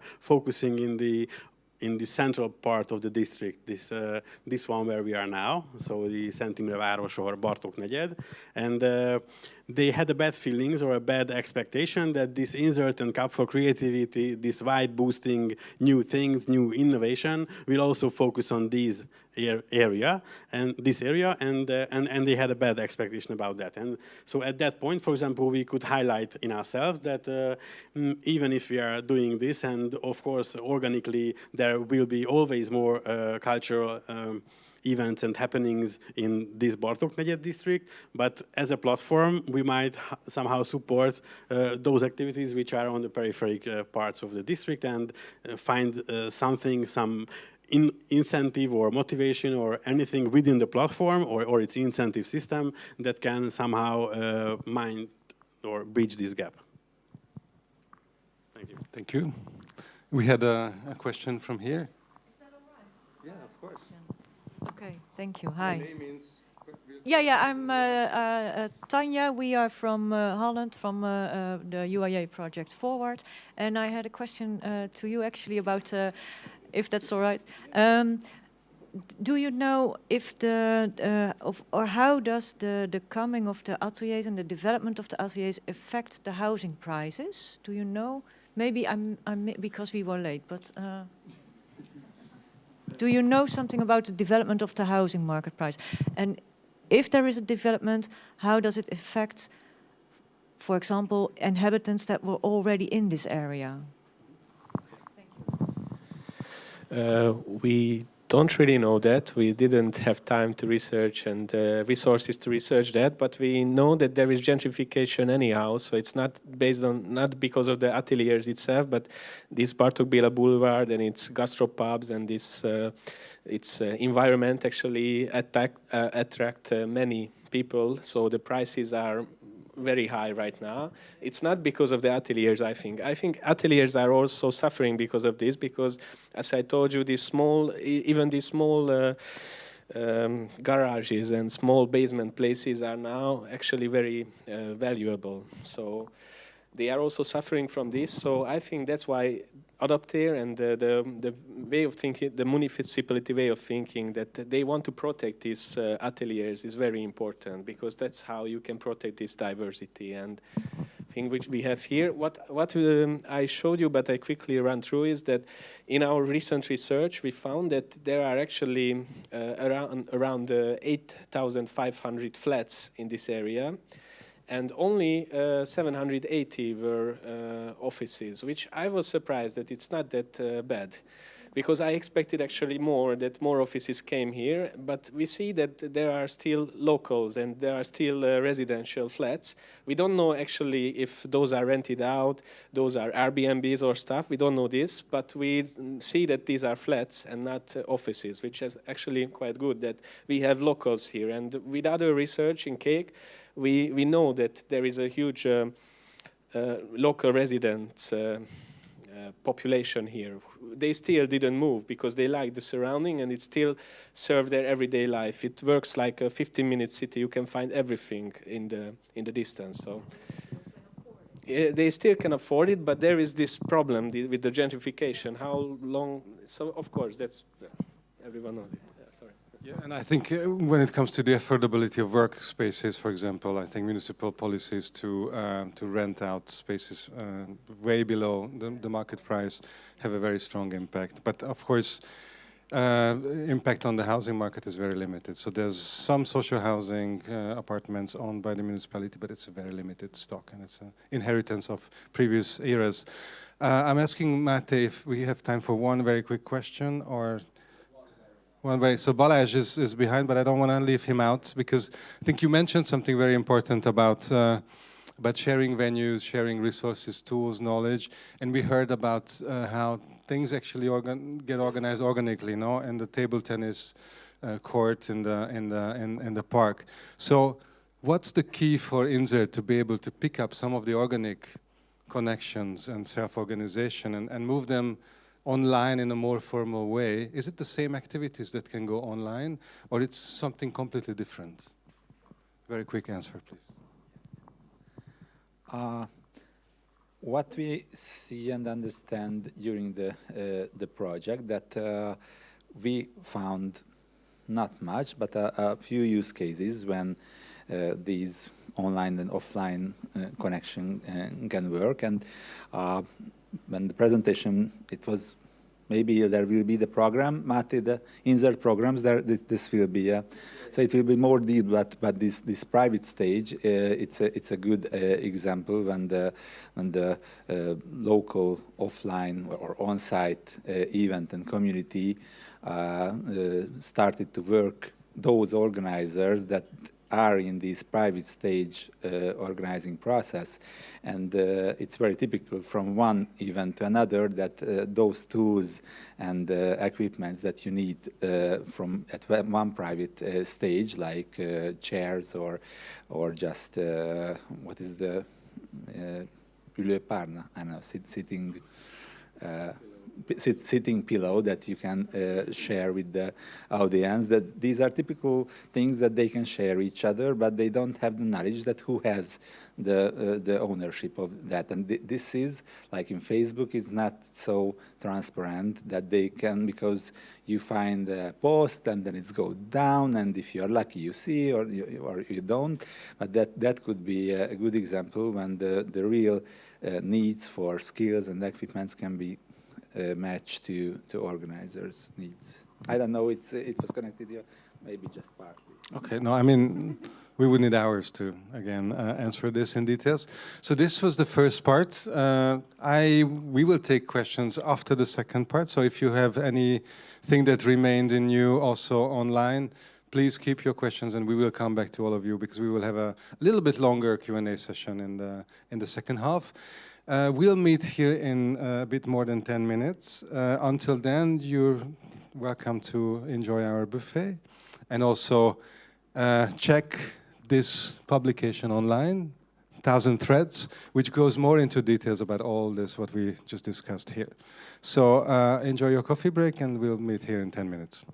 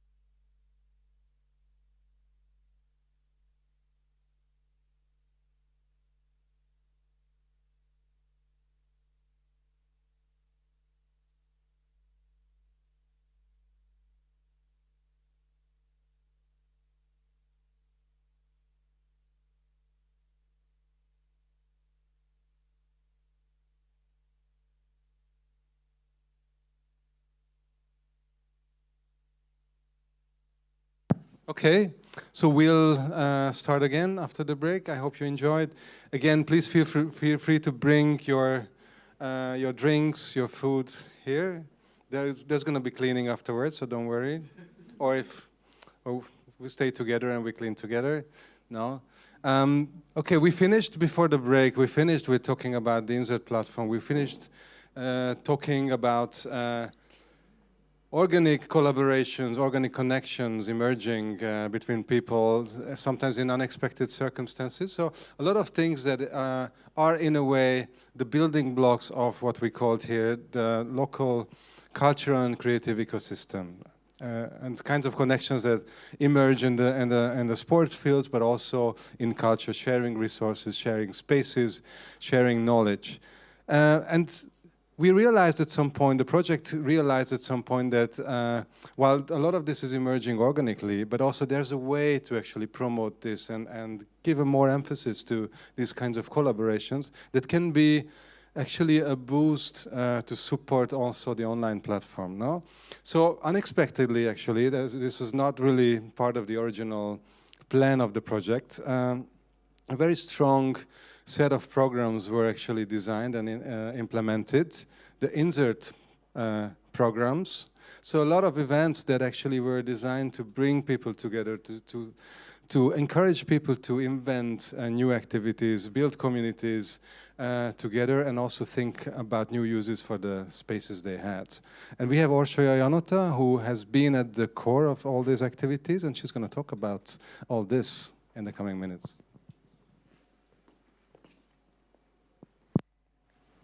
Thank you. I'm very lucky because I had the chance to be in the fun part of the whole project. Our team was responsible for coordinating all these events that aimed to create community or to support already existing communities, and to use all that knowledge that we heard before from Balint and from Lotzi, how data was collected and how it was mapped, and how we had written knowledge about how many resources we have in this area. But we were the lucky ones who got to meet these actual people and all these creative energies, and not only meet with them, but constantly come up with ideas how we can initiate new situations for these collaborations and how we can support bottom-up ideas that are already happening here. We just might not know about it. And of course, while we were coming up with these ideas and collaborating, it was a very important part of our thinking to bring as many users to INZET platform as possible, because in order to test the platform and see how it works, how it doesn't work, you need to have people on it and test it in real life. So basically, our work boiled down to ecosystem building. We had more than 100 projects, so obviously in 10 minutes, I'm not going to be able to show you everything. That's why I'm really glad we have this little booklet for you. But I categorized the following slides and projects in 3 groups. A few examples of projects that we initiated, a couple of projects that were bottom up and we put some support behind them, and lastly, all the collaborations, because one of the key results or joys of this whole process was to discover the different bits and pieces and to see how our role really is to coordinate these bits and pieces and all the resources and know-how and energy and free time and good ideas that are in this district. How can they be more aware of each other, and how can they start to unite their energies to be stronger? So I'm going to start with our first category, which is the inspiration category. We initiated a project called Private Stage. It was really a very fun event style or format. We announced concerts. with very well-known and popular Hungarian artists, but the location was a secret location. People had to register for the event, and before the event, a few hours before the event, they would get the exact location. And all of the locations were places where you can't really get in, or you wouldn't even think of getting in. So we got to have performances in people's private homes. We had possibilities to go to workshop spaces, stores, all sorts of places. We had 7 in total during the 3-month period. And besides obviously gaining a lot of new registered users on Insert, it was a really nice way of opening up our whole idea of how we share our time and our spaces and how we can build trust to have strangers come into our home. And just to give a little inspiration for people to be more open to ideas, new ideas. And one of the reasons also why I brought this example is because it's one of our projects that has a continuation. So after this private stage concert series, we announced an open call for citizens of the district to also organize their own private stage projects in their homes. And one of the key methods of most of our projects was a strong mentorship. So we really did think that in order to support ideas, we cannot only give financial support, but we also need to be co-organizers or give all the know-how we can from our teams to help these organizing events. So I think 8 projects are still happening right now. Concerts came to life. There were all sorts of genres. There was kids concerts, blues, jazz, literature, diversity and age. And it was nice to see how new, smaller communities start emerging. And as previously Balázs said, these groups shared the chairs, the lights, all sorts of event planning tools that you need, but you don't actually need to own them. It's perfectly good if you circulate them and share them. And the other project that we initiated, and we kind of look at it as a flagship project, is the Music Talent Contest for university students. It was called the Big Hall Contest. Also, someone already talked about the presence of the Technical University.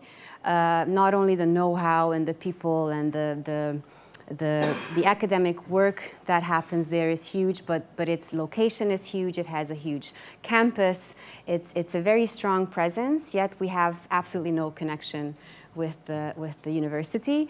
And there used to be a big culture of live music in the dorms that are located in this area. And we heard back from people who manage these dorms and clubs that there would actually be an openness or a need to welcome in live music again, but somehow there's not really any, there's no actual steps following this wish. So we invited the 2 big universities that are in our district for university students to apply in this contest with their bands.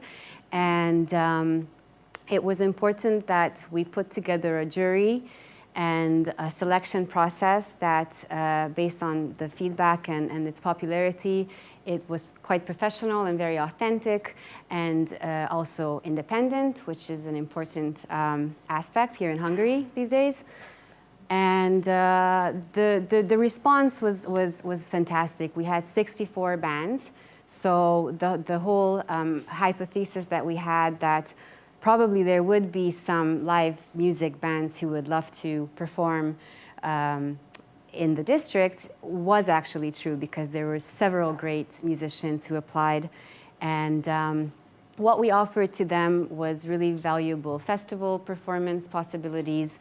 And the biggest output probably of the project was that they started to connect. They started to initiate some sort of a union for themselves. They started networking with the jury, so now some really famous bands who are in the jury invite these upcoming talents for their shows, and they just got a really big recognition and wide audience, and also this is one of the projects that are going to continue in 2024. So the other big part of our work was to, based on all the data and all the senses that we had, to really find and activate all these grassroots projects that are here in this district, because UIBuda is very lucky in the sense that we already have a lot of creative energies. So it's not like you have to come up with really new things. There are several great ideas and very active members, NGO, citizens, really good mentality on the business sector as well. What we felt is our role is to give them an extra push, and as I said before, connect all the dots so they can be more efficient. And we had about 2 years to do these projects, and we were careful with diversity in the sense that we wanted to experiment as much as possible. So we had short-term projects, more in-depth projects. We had all sorts of artistic and creative styles in which we could work with. And of course, we wanted to do a lot of experimenting as well. So I brought a few examples of how the local actors responded to these open calls and what kind of bottom-up projects were supported by our team and the UIA program. This was initially planned to be a modest sustainability afternoon for families. In a beautiful location just a block from here, there's a garden for Humus Association. They're a sustainability NGO, and they worked with us, and we put some communication expertise and PR and some project management in the work, and we kind of upscaled the event to this first Budapest Warm Festival. Okay. We also took always in consideration what the target groups are. There's a big baby boom in the neighborhood, and we really appreciated this project where a local architect, mother of three kids, applicant wanted to expand her sewing clubs to a wider audience. So we started to connect her to other festivals in the area, and from her private home, expand her project to more people. There's a couple of examples of experimentation. This was already talked about in Rihard's presentation. People who would walk by in the park could suddenly find themselves in a situation where people are sitting and reading and listening to each other how they read. And these kind of moments where you have the possibility to just stop and experience something that shakes you out of your usual way of being can be very liberating and very inspiring. So we love these type of projects. This was also a fun work by Alize. She did a 5-hour reading, also literature-based. People had to get up at 4 a.m. and come to this rooftop for 5 o'clock to listen to a book for 5 hours. Food was a very wonderful topic. The Co-Housing Budapest brought this tool in, how we can use food and meals as a tool to build community. And this was a good example how they not only offered the guidance through the meetings of these houses who had the possibility to have the Co-Housing Budapest support, but they actually also gave know-how and booklets and all sorts of tips how they can continue their work on their own, because obviously sustainability was a big question with all of the projects. How are these going to survive and live on once there's no UIA?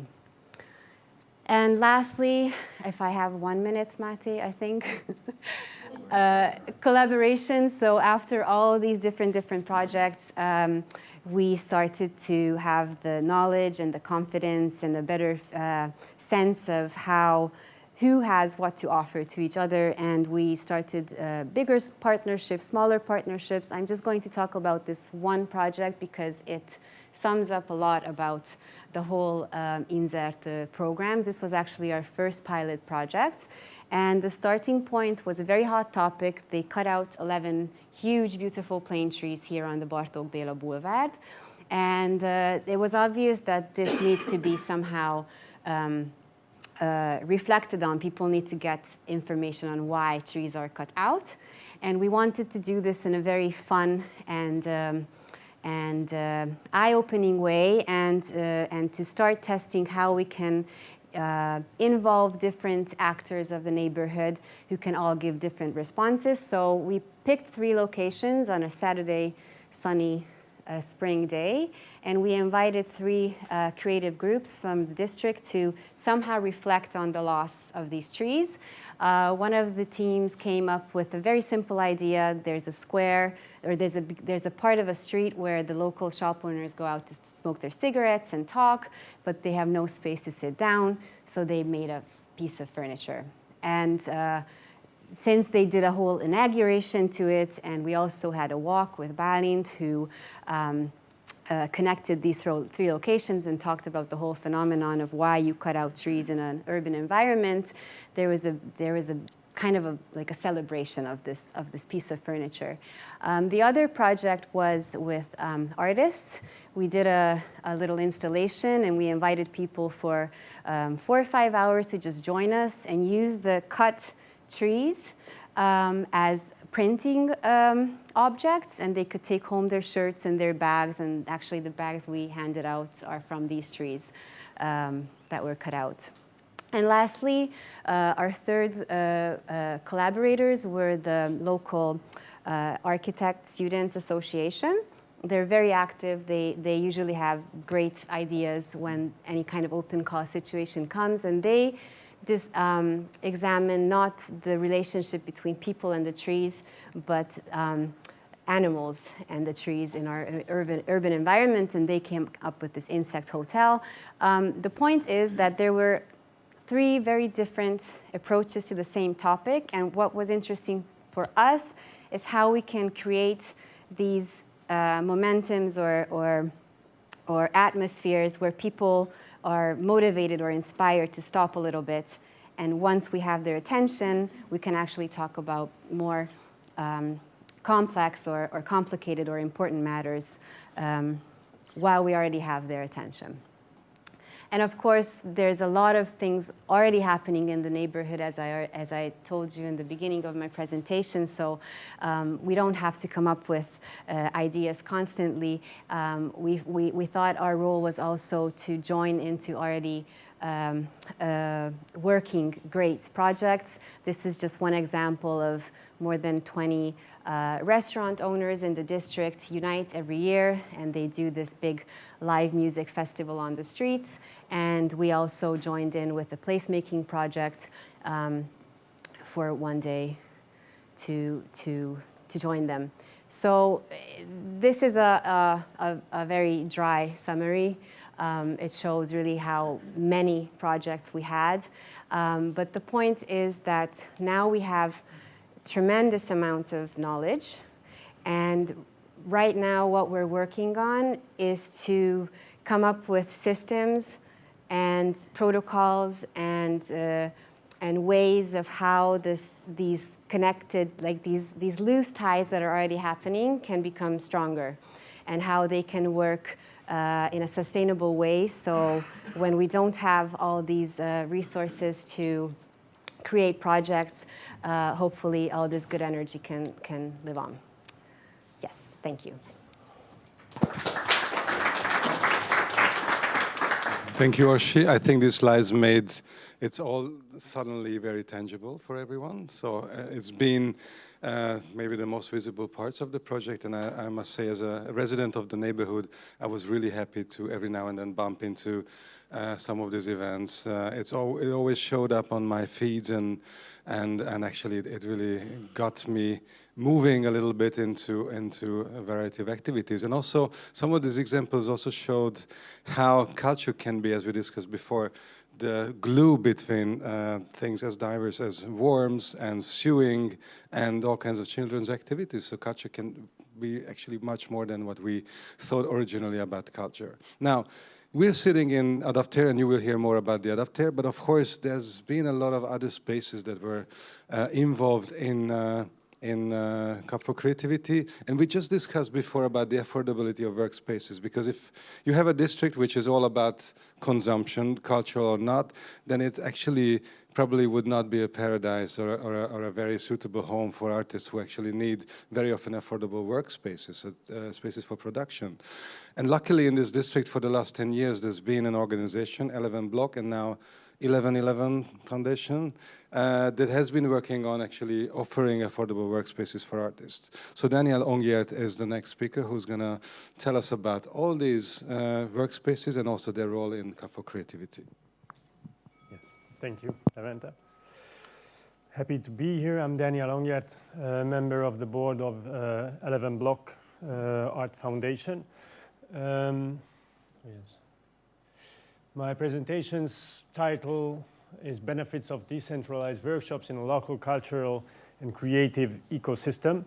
A few words about us.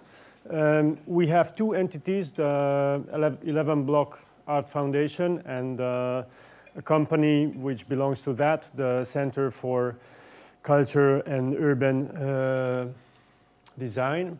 We have, besides Újbuda, two other locations where we are active in a similar way in the 8th district on the other side of the Danube, and in a very different, more city communication and cultural revitalizing project in the north of Buda.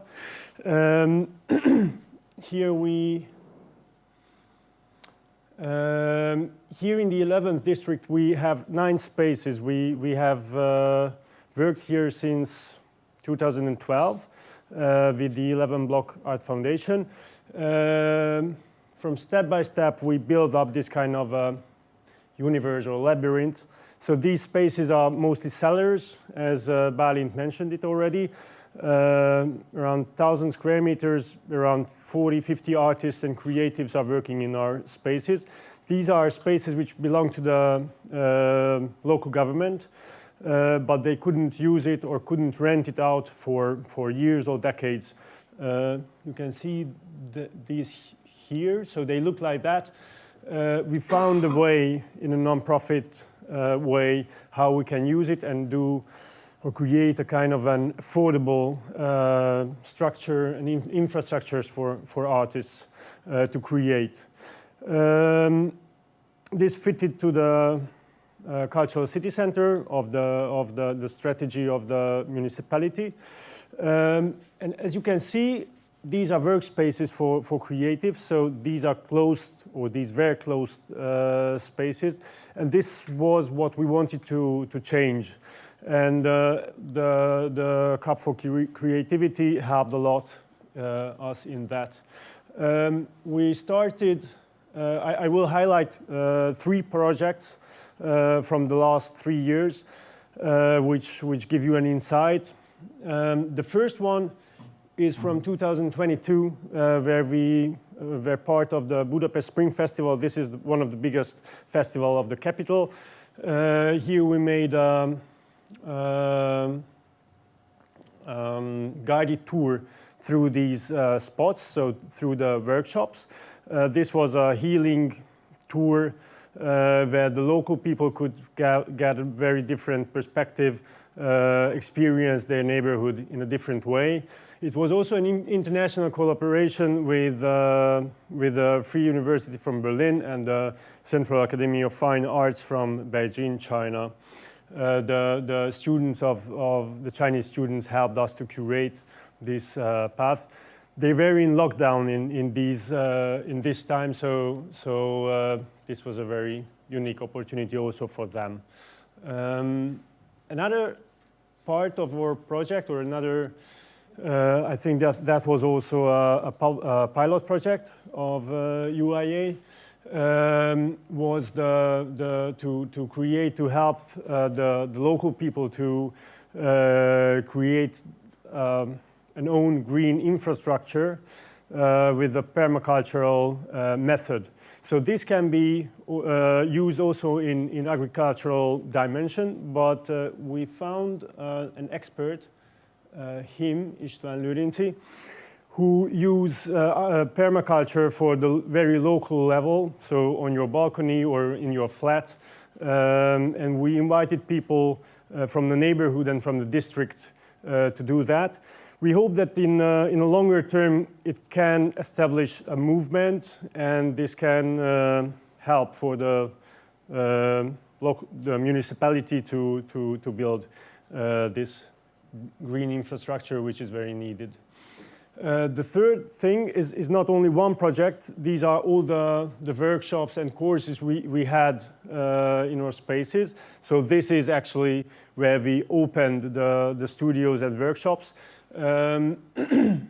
We had 16 courses, 76 occasions, around 150 participants were present on these occasions. We had many different courses, from museum education to ceramics and graphic design, bookbinding. So we could create a kind of a new activity where we can approach more the local people. These numbers are very nice, but I think it's much more important that we will go in that direction in the future, so it will grow in the next years. Thank you very much. Well, thanks. Very efficient, very quick presentation, so we gained some time for the Q&A. I want to highlight that I find it very interesting that you also talked about permaculture, and it seems again that we talk about a lot of synergies between cultural initiatives and other fields of permaculture, green transition, etc., etc. Now, one of the things that we learned today, that when this whole project started, there was a kind of a mismatch between the existing creative and cultural sector, which had its ateliers, it had its venues, a lot of visibility, and another tech and engineering sector, which was a bit more invisible in the district, although very present. We understood from the research of CAKE that understandably many architects who actually graduated from the technical university, many of them coming from the countryside, this is the area that they knew the most. So they installed their new offices in the neighborhood. And we suspected that this could be probably the same for all kinds of engineering. So the challenge was to reconnect a little bit the arts and cultural sector with the technology and engineering sectors. And the obvious link was, of course, the university. So besides the talent in concerts and nightlife and all that the energy that students bring to the neighborhood, we also had to look into the talent existing in the disciplines actually of engineering and all the related fields. So there's been a lot of synergies built between the university and the Cup for Creativity. And we have now László Bacsa to talk about the Demola Lab and all the synergies that were built between the university and Cup for Creativity. Thank you so much. Actually, I was told to talking mostly about how to involve students and how to connect it to this whole CUP project at all, this creativity and art and social environment and system. 10 minutes is extremely short time, almost impossible, not impossible to showcase what happened related to universities, students during the project. First, I would like to introduce even 10 minutes not enough for that. We are not the university. We are a spin-off company, a micro tech company, tech firm, first spin-off from the technical university mentioned before several times. We have a technical university background, and the major goal of this company is high-tech IT solutions, so not innovation, not dealing with students. That's a secondary goal. This is because I was involved in university innovation more than 10 years before, and also, as we are a spin-off company, we were keeping involved, connected innovation, not just to the university and beyond as well. And also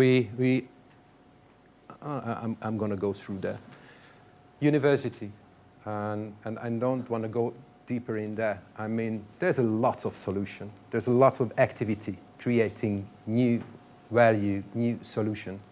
The biggest problem that the users are not there. The ones who owns those problems are not there. So, as it was mentioned, the Technical University has a huge campus. There's a lot of activities. And most of the time, we show those results within this campus. That was our biggest problem at the very beginning, dealing with innovation in the university, that most of the external partners doesn't even know where is the entrance to the university, not mentioning what they can expect from a university besides theoretical approaches. And there was two big reasons. One is we realized that we are in a closed environment, and how to get closer to the society, how to make it easier to get connected to the users, to the problem owners. And that's, it was also highlighted on the map. Actually, we were there before, so we just moved that from the campus. And after that, Starbucks just moved over there, actually in the country. But the other reason was that it was not just the technical university. So we started, I'm going to highlight it a bit about this Demola methodology, dealing innovation projects, challenges with external partners, mostly companies, but also individuals, NGOs, government as well. And more than half of the students came from other universities.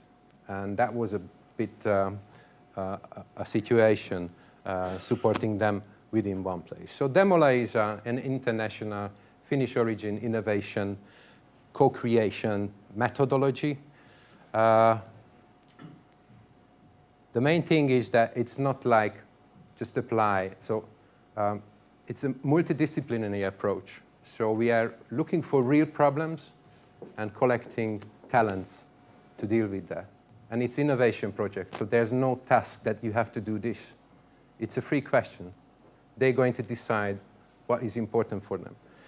And so there's an application, and we're collecting the teams, creating the teams, and also there's a set 8-10 weeks project, how we doing these innovation cases, innovation projects, strongly based on design thinking as well. There are several kind of outcomes as well. So because it's innovation, that it could be there's no successful results. But for companies, even an unsuccessful result is a successful result because they realize that they don't have to invest those directions. And so the project started in 2020. The campus just closed. And our task was to get students involved in the creation of this digital platform, physical location for creativity, art. There would be mobile outposts. So there were several things in the vision that we should create. And so first we started with Demola. And so there was no on-site activity. So it was fully digitally organized. We started with 4 cases related to art, technology, local activities, creativity itself, and it was international. So almost 100 students all over the world applied for taking part of these cases. So mainly from Europe, but also from Middle East and Far East Asia as well. So that was the beginning. I mean, when we try to understand that how the next generation think about innovation, think about creativity, think about community based on art and technology at the same time. And there was, so we had a lot of cases, lots of activities beyond that. And also, I was surprised that there was no picture of this place before. I mean, that was a really ruined, dirty location. And it's amazing how it looks like now. And after the demo activities, we get conversation with the technical university that how can we make formal activities involved into CUP project. And this GT3 is the Department of Machine and Product Design. And within this department, there is an integrated product design course. And we started to integrate this course into CUP project. So in this COVID time, when the campus was closed, we could manage that they could come over here. So that ruined place was the meeting point for a class in the technical university. And also there were several briefings and with the project representatives, and also they were happy to come over here. I mean, not just being at home. And also it was very interesting that probably after so many streaming activities during the COVID time, the talented students was demanded for meaningful activities. And what is meaningful? I mean, because it's not the value is not just the grade. The value is not just the credit point. The value is that I'm working something that it's beyond my studies. I mean, there is somebody who's looking for my solutions. And that was really interesting. And also, after activities with the technical universities, other universities get involved. There was intensive courses connected to the CUP project as well. It was very interesting that most of the universities worked in teams, so small teams working parallelly. And it was very interesting when Corvinus is an economic university in Budapest. And when the technical university teams meet with the economical university teams, and they was dealing also with the challenges at the same time. I wanted to show, I mean, more than 100 students were involved. Dozens of projects were created. From the ideation of the function of this place, the function of the platform, what digital challenges young generations have, furnitures, room design, different kind of tiny elements would be interesting and important for a location like this. And I mean, from these pictures and from these works, there's terabytes. I mean, really, when the students understand that this is not just a study, it's beyond that, they were fully involved in the case. And finally, my time is running out. I put some work over here, and thank you for your attention.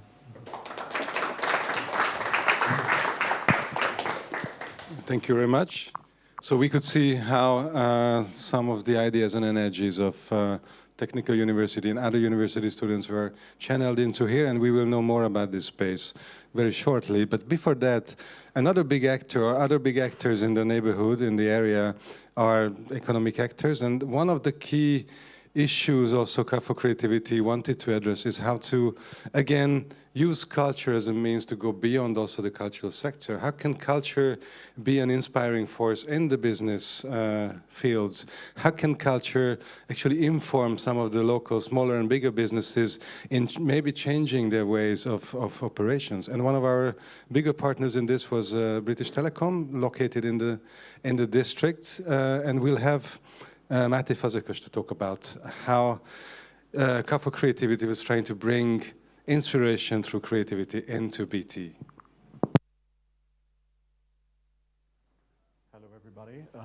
Nice to meet you in person, and nice to meet you through the stream as well. My name is Máté Fazekas. I'm head of corporate public affairs and brand here at BT in Hungary. As you mentioned, we are one of the largest shared service centers here in the district and also in Hungary as well. We have 2,200 employees in the country. Out of these, 1,600 based here in Budapest as well. When I started my journey with BT 7 years ago, I had a discussion with our general manager, and he told me that, you know, you have only one aim: put BT on the map in terms of employer branding, create an attractive and well-known employer on the market. You know, we have less than 4% of unemployment rate in the country. Really difficult to hire well-skilled workforce for our businesses. So being visible and being an attractive employer on the market is really essential, especially in our business. Just a few words about our company, what we're doing here. You know, we have the red telephone booths in the UK, that's okay, and we have mobile phones and we have cable television, but here in Hungary we have a business service center. We are serving global customers with telephony solutions and network solutions. Out of the Forbes 100, I think 98 is our customers, so big corporations. And our colleagues are working for them in high value-added jobs, just to ensure that they have the right network at place, they have all the equipment and the necessary network available for their employees. And also for banks and insurance companies, you can pay by card at the terminals. We are ensuring this as well. I think also one important ingredient that our colleagues' average age is 35. We are getting older because a couple of years ago it was closer to 30. But we are working together mainly with Y and Z generation colleagues.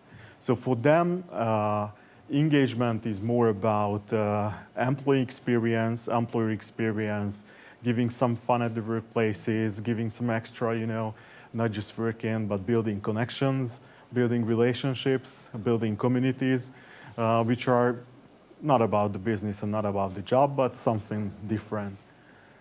So when we started to plan this project, our aim was to support this journey in our employer brand with several creative projects, just to make sure that we are building communities, we are building employee experience, we are giving something extra for our employees who are the best employer brand ambassadors, basically, because, you know, during friendly discussions, if somebody is asking where you are working and how it is worked there, and they are answering that, oh, this is a great company because, you know, they are giving us something extra on the top of the daily work, then this can help a lot to build your employer brand on the market.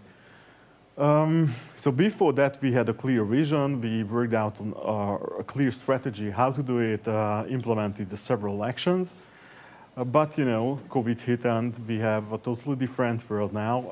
And in the middle of this pandemic, we also moved our office into a brand new building. So after the pandemic, we had to ensure that our brand new building is full, or at least full. Our colleagues are in the office, they are enjoying to work there, they are collaborating, cooperating, and happy to be there physically as well.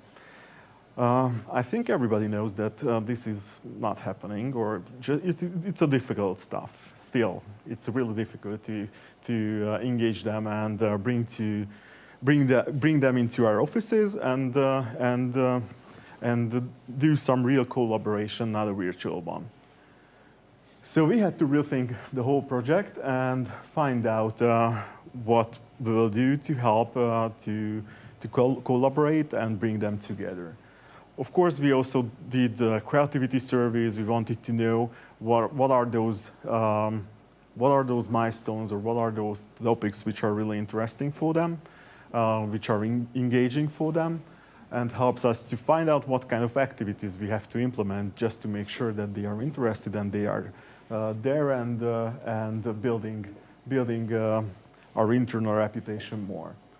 So first we organized several workshops because we wanted to give something, or we wanted to organize something which is creative, especially for those colleagues who are basically doing transactional jobs, So creative, artistic workshops where they can participate, meet with each other, build some communities, build friendships, and therefore, during the work, their collaboration will be also better than before. These were quite popular. Over 100 colleagues participated in these workshops. They also did some city walks together on specific topics. But the most interesting was this concrete workshop for our employees because this was really special in that time. Then, COVID hit. We had to replan. And our new aim was, just to create spaces and programs which are not available at home. This is really important. One of the key learning that you can engage people to the office if you can offer programs which are programs, equipment, tools which are not available at home. So this was one of our key thoughts, that we should put together something which is nowhere available at home. So makes the office life more attractive for them. So we put together a whole month of programs, which we called Creativity Month, where we organized 11 workshops, quite interesting and special ones, where over 180 colleagues could participate. They created a lot of interesting stuff. We organized florarium workshops, screen printing, and several artistic topics. And it was quite good to see that people who never visited the office before, they joined these workshops. So definitely it works. This way, they could learn more about the office area, office space, about colleagues, and now they are regular visitors. So in long term, it's also beneficial for our company. Another thing which we established, a 3D printing room, because out of our service, we realized that new technologies are pretty much interesting for our colleagues. And those technologies which are not connected to their daily work. So 3D printing is something which was really desirable. On the other hand, when we announced the workshops where they could apply, we realized that it's popular than anything else. So actually, you can see that over 300 colleagues participated already on these workshops, and we still have waiting list. We already organized 24 workshops, but we have to do another round because, they are crazy like hell about 3D printing. And I just visited the room yesterday and realized that it's fully booked for weeks. So we developed the booking system, and colleagues now printing the Christmas presents, the individual Christmas presents for their families. So this is really good stuff, and we could also connect it to our sustainability goals, because 3D printing is something which is also supporting, despite of the fact that you are creating something from plastic, but you can print out tools and items which can help you to repair old or special equipment at home. So you don't have to throw out your, your old mechanic sewing machine, because you can print out that small piece which was broke a couple of years ago. So from sustainability perspective, it's also interesting, and our colleagues love these 3D printing rooms.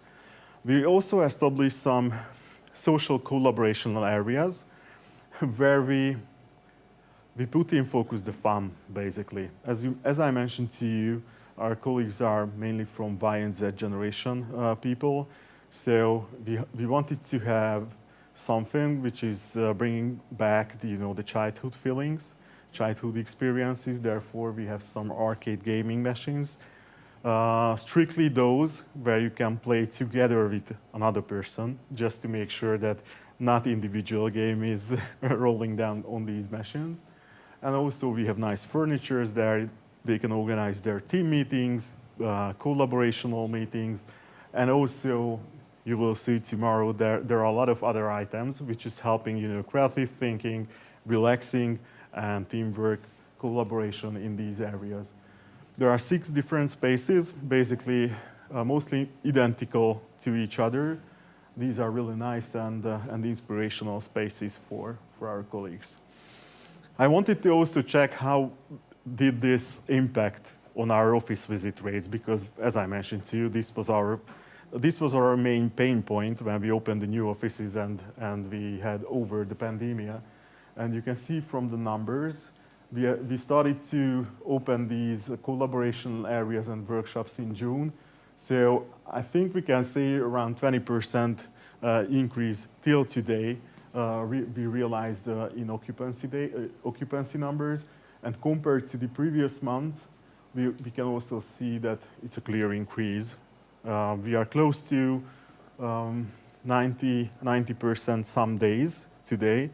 Wednesdays are quite popular, but we definitely see that people are much more open to come to the office, much more open to use these creative spaces. You will see that, you know, the 3D printer rooms are fully booked. So every time when we are going into that room, at least 1 or 2 colleagues are there and doing their prints.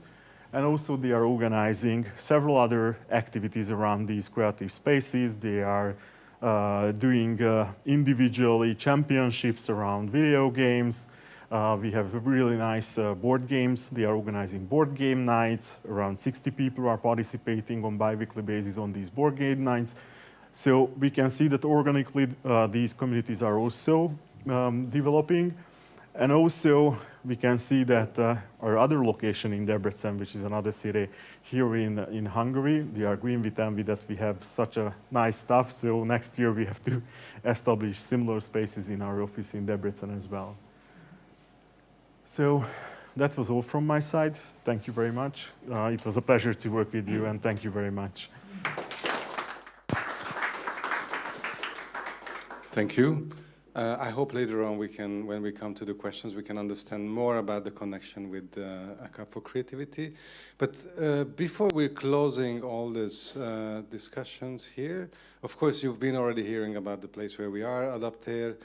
And now you can get to know actually much more. So I'm inviting Nicolette Antal, who's director of Központ Kft., the municipality's culture company, who is also managing, the organization managing Adapter and also some of the other cultural and community centers in the district, to understand a little bit what's this place and what's the role you foresee for this place in the creative and cultural ecosystem of the future of Újbuda. So please.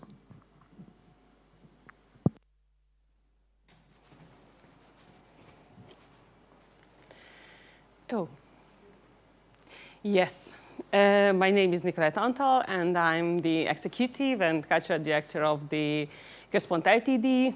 The owner is the municipality of the 11th district, and our task to dealing with the cultural spaces and institutions in Újbuda, and how I like to say we are the interface between the municipality and the civil organizations in our district, and our task to manage the Bartók negyed So the Adapter, what we can say now about the Adapter, it's a creative technological knowledge base. But this definition wasn't easy. It was a really, really long way to define the Adapter like a knowledge base. In the beginning of this way, or in the starting of this way, we know only one thing, that we would like to give people a reflected knowledge. And what does it mean? The word what we found in the starting of this way, it was the resilience. And when I prepared my presentation, I watched the Cambridge Dictionary. What does it say about the resilience and the resilient behavioring? And its definition is that the resilience is the quality of being able to return quickly to a previous good condition after problems. So we have, I think, several questions in connection with this definition. The question one is, what does it mean, previous good? Or is it possible to return to previous circumstances? The question two, what if we can't, or if are not able to return to a previous good, but we can make or realize another good?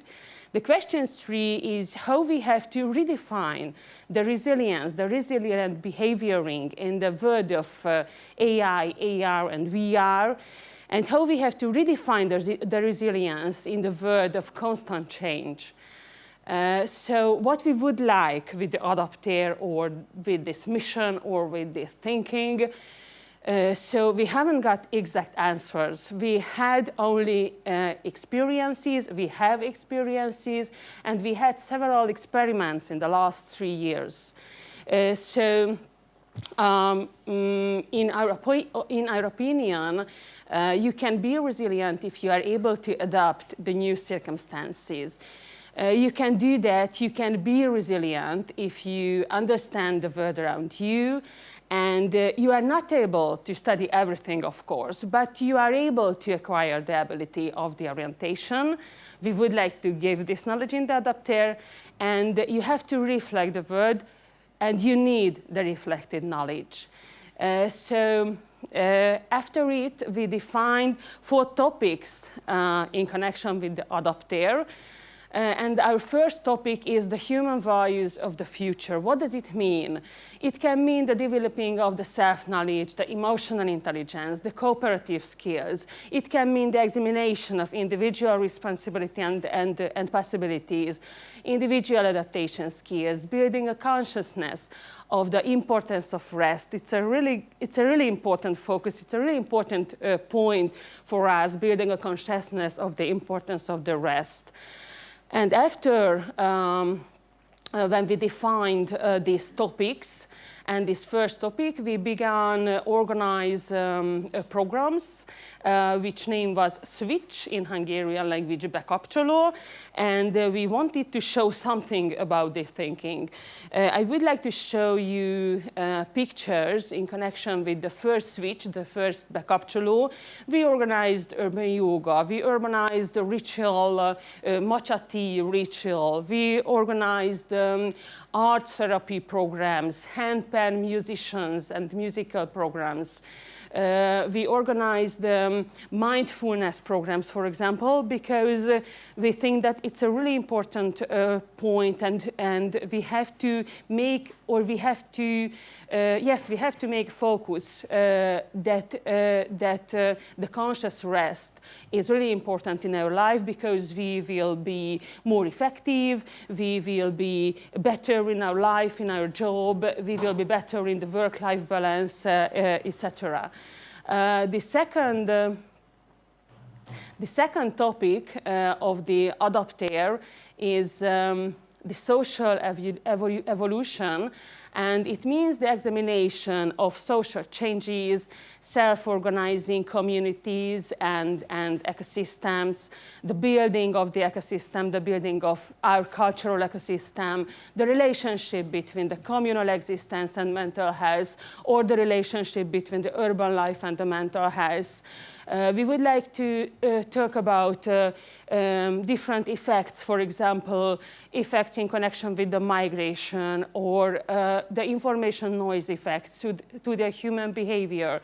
And the second switch was about this topic in the adapter. Here's a really good Hungarian guy, Barna Szász, who was a teacher in Stanford University. And for example, he helped for us to understand what does it mean AR, what does it mean VR, what's the difference between the augmented and the virtual reality. So it was a really good performing to understand these definitions better. Here is a really good Hungarian artist, Réka Harsányi, who is using several technologies in her artworks, for example, to paint the brain waves. In the second part of the switch of the bekapcsoló, we try to make focus to the border of the technologies and the culture. this Hungarian, French-Hungarian artist is dealing with drones, for example. The drone was a really important topic of this program. The drone perspective is really useful for us, and I think really amazing. If I would like to make understandable something with my older daughter, I always say that please make the drone perspective, because it can help you to make a distance from your subject.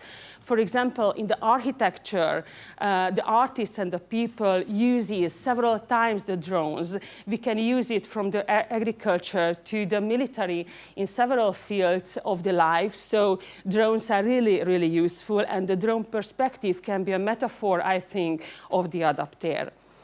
The adapter's third topic is the automation. The effects of the new technologies, what does it mean? AI, AR, VR, smart city, how we can become smart city, what's the difference between the low-tech and the high-tech, what's the relationship between the new technologies and the human perception, what's the relationship between the new technologies and the medicine or the healthcare? The last topic is really funny, and it was interesting in the third switch, because we had a collaboration with a good organization. Their name is Science Seance. It's an interesting name, and in our collaboration, we published together an adapter book, which is dealing with our dilemmas. I would like to show it for you. The adapter book's name is Elosztó, and you can find it in your goodie bag. We would like to do with the adapter book scientific dissemination. The dilemmas is my favorite example, and it contains only yes and no questions, but every answer has advantages and disadvantages, of course. And I would like to show you several questions from this book. For example, you can make a question to that answer that can artificial intelligence find us a new partner? If you say yes, the system will discuss with you. If you say no, the system will discuss with you too. So it's a really funny thing. The other questions: do we need free public Wi-Fi access? Smartphones to replace doctors. So here is the link between the other topic, that the new technologies and the healthcare. Does it matter if we lead a zero-waste lifestyle? Can you give our children smartphones, or urban life, S3 or progress? So I think with these questions, we can make understandable what is the scientific dissemination in the adapter's opinion and in our thinking. And our last topic is here. So our last topic is the ecology, of course, the human and the nature, the link of the human and the nature. We are dealing with the next questions and topics: the self-preservation and climate crisis, sustainable technologies, green innovations, permaculture, new materials. And it's a really interesting topic, because in that switch, we had a roundtable discussion, and the topic was the green innovations. So firstly, maybe we think that there isn't a link between the thinking about the nature and the self-preservation and the business or businesses. But of course, there is a link. And it's a really interesting new perspective for us. And we would like to make it more understandable for our audience. The outposts, it was a topic earlier too. The adapter has 2 outposts. It means only containers. And it's full with interesting new technologies, new media, experiences. For example, you can find a 3D pencil, the screaming room. You can create a contest with this system that are you louder, like a crying baby or a mosquito, etc. It's a really, really popular part of the adapter. These pictures are from the Sziget Festival. The Sziget Festival is the biggest festival in Hungary, and they invited these containers and the adapter to the festival. So we really liked it, and it was in the art zone.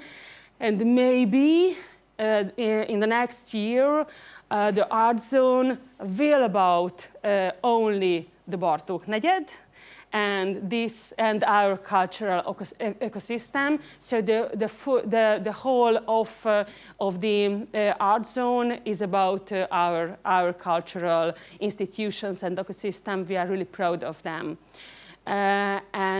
Nowadays, I would like to show you 3 programs which title are Sociomapping, Eco-Pressure, Air Crisis. Sociomapping is it's a course for university students because in the 11th district there are several universities. It's a university city, and it means that in 12 weeks we would like to talk about economy and political questions and everyday questions in the different part of the world. For example, in Hungary, we say several times that the Scandinavian education is the best education in the world, but we don't know exactly why. So we would like to know why we say it. We would like to understand it. What does it mean, that Scandinavian education? So you can see here the different parts of the world, what will be the topics of the sociomapping. The eco-pressure is a course too, but it's not university, but high school students. It means for workshop about environmental challenges and practical solutions with green civil associations and influencers, of course, because they are really important for the high school students. And the Air Crisis, it's a psychology program, and it's dealing with about questions in our life, life crisis, midlife crisis, the question of the identity, the starting a family, monotony, and the burnout syndrome, you know. Yes, I talked about you earlier, the Elosto, and why we need that. Why is it important for us? I would like to show you a really interesting experiment from the Stanford University. This experiment had 3 parts. You can see here the pictures. In the first part, the persons had to go to a room, and the room was empty. In the room was only 2 chairs, and you had to choose 1 chair where you had to sit. In the second part, you had to use an augmented reality headset and glasses. You had to go back to the room, and there was an avatar, Chris, who was seated in 1 chair. You had to choose a chair, and the persons used the empty chair. In the third part of the experiment, you had to go back without the headset. The room was empty. There was only the 2 chairs, and you had to choose 1 chair, and the persons used the chair which was empty earlier. So this is the effect of these new technologies for the human behavior. So AI, AR, VR, so we are in that world if we don't know about them. And they exist if we don't believe them. So they can control us if we don't take notice of them. So this is the reason why we choose these 3 words of the adapters' motto, that inspiration, education, and creation. And thank you very much. Thank you, Nicolette. I don't know if you noticed that we've, in these last 3 hours, we've run through 214 slides. So thank you for staying with us all through these slides. This is a moment for questions and comments, again, from the audience, online and offline. There was a lot of stuff, a lot of stories. I'm sure you're still digesting them, but if you have any questions or comments, this is the moment to do that. Of course, I have a question again for all the speakers. I would like to bring back Nicolette if she's still around, or she's undergoing a technical operation. But maybe I can then start with Orsi if she's with us, or she's also in the technical operation. Then maybe let's go to Nicolette. A question to you, because I'm really thrilled of all the things that you told, and I have to say that whenever I come down here to some events, I'm always confused positively. So I need a few minutes actually, or a few hours to understand where I am, what's happening, what is the genre of this thing that we're seeing. You mentioned the tea event, it's mindfulness, it's drones, it's performance, it's lecture. So people are not coming here for an hour and then have a lecture and go home, but they come here for the whole afternoon. They go through a process of slowing down, concentrating, being part of something, learning, but also learning with the senses.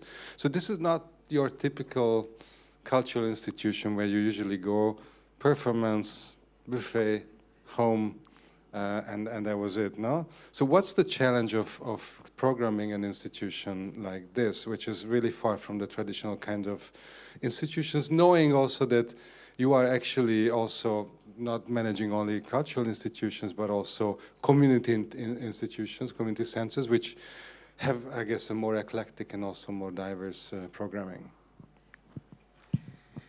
So this is the challenge, what you said, and that it's not a typical cultural institution. So we need persons and people achievement. They have to be here with us in a whole course, in 12 weeks, or 4 workshops, or a whole afternoon, or a whole day.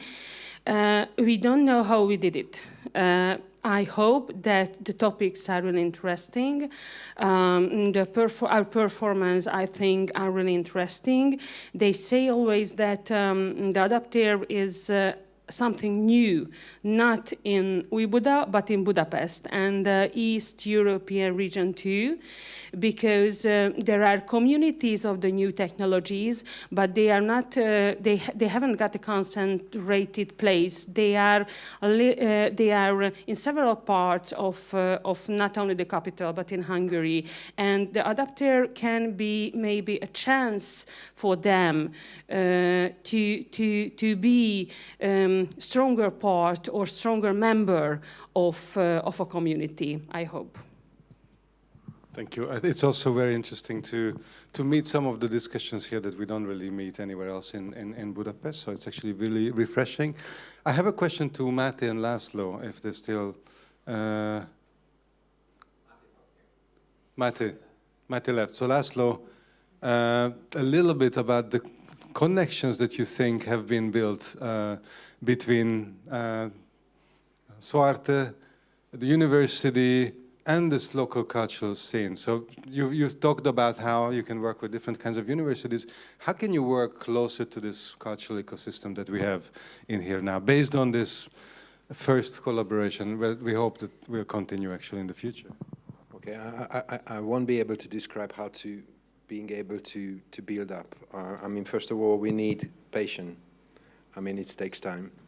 And I forgot to mention one of the slides that was, I mentioned that we're next to Starbucks, but we started our operation over there, for example, that we opened the door and we put all the innovation project results for tryout for anybody who is interested. So openness is extremely important, all of the sides, all of the stakeholders part, and time and patience. And the low threshold access, I think, this is the power of ground floor or actually basement spaces, which still are accessible from ground floor. And this brings me to Danny, that I was really curious of you mentioning permaculture, because I see permaculture as a pretty good metaphor for the whole project, actually. But you took it very concrete. So what brings you with the art galleries and the art workspaces towards permaculture? In what sense does it make sense for you, and what do you bring back to your artist, well, curator, cultural producer practice? The answer has two sides. So on the one hand, it's very similar to our upcycling, urban upcycling project. So we use what we have and try to use it in a better way. On the other hand, I have a partner, Peter, who is a passionate gardener. So I thought it would be perfect for him. And I have this green thumb, so I like to do that. That's why. So fair enough, personal motivations, of course, and I hope I will not miss your second. I hope there will be a second course as well. So again, still we have some time for the last questions and comments. I know it's late, I know we are tired. But actually, permaculture brings me to some of the Insert program events, because you also touched a lot of these activities. You went into gardens, you went into private homes, you went into all kinds of spaces that were not really explored before. You supported community events, street festivals. So going back a little bit to what we discussed, what can a municipality or public organizations learn from this UIA project? How can you, once the UIA financing is over, which is over, unfortunately, we have to mourn this thing, but we don't have to mourn, because the question is how does this logic of supporting initiatives, supporting community building, supporting events, how can this survive within the municipal system? So what can you bring back into the traditional cultural financing system that will actually, in a way, keep this logic of community building open? I'm hesitant if I'm the right person to answer this because of a municipality scale, but I think what I talked about in my presentation as well, that right now we're trying to come up with systems and logics and protocols to not automate, but not like, I'm not saying everything's going to be automatic, but there's a structural work to do so things can be more expectable and easier. And I'm not sure if this answers your question, because I think it's a bigger question that you asked. But in our team, what we're trying to do right now is come up with these systems, because that can probably help the sustainability of all these great ideas that emerged in the past few years. Okay, thank you. And I can also see that there are different ways of spending the same amount of money, and you don't have to spend more money, but structured in a way that it supports collaboration, supports synergies between people that do very different things, but there's a sense to have them work together that makes actually a difference. And I see this happening, and I'm really happy to see this happening. Very last chance for a question before we're getting to the closing remarks. Because if there are no other questions, I would invite again Richard Barabás on stage, who opened the discussion with some very provocative visions, or at least some statements about what the future holds us. And I really hope that you can close this discussion with some more provocative statements as well. Yes, provocative. Based upon the general request, we prolong the conference until midnight. So you have to sit here, because that's gonna be... Is it provocative enough? Yeah, I thought so. So I feel really touched right now, because it's so hard to grasp the ending of a story. I mean, of course, not the ending of all the projects you were able to hear about during this conference. I hope that you could get a lot of insight and impactful device during these past 4 or 5 hours. But actually, the UIA CUP for Creativity project is coming to its end slowly. We have to close down all the projects. Friday, that's going to be the last board meeting, and slowly we have to put together and then send the final financial reports to the program. Of course, there will be some bureaucracy. Of course, there will be some evaluation processes up in the next year, but the hard work of the project is slowly coming to an end.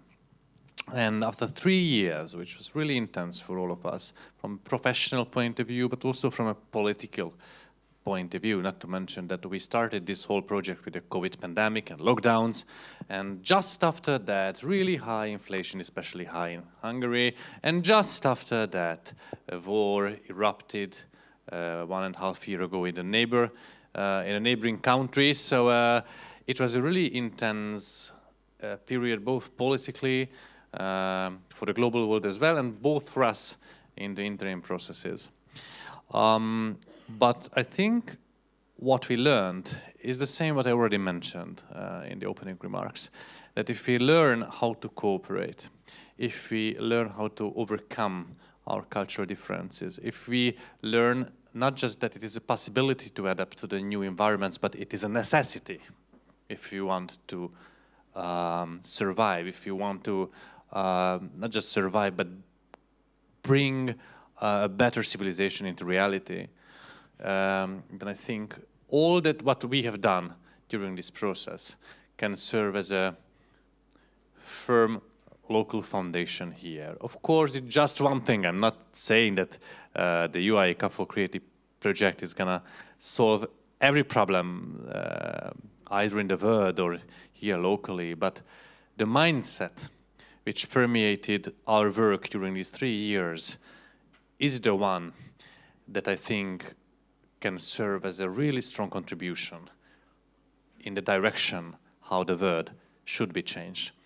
So I would like to thank again to all of my colleagues, all of our partners, all of our colleagues in the UIA program, this fantastic voyage in these last 3 years.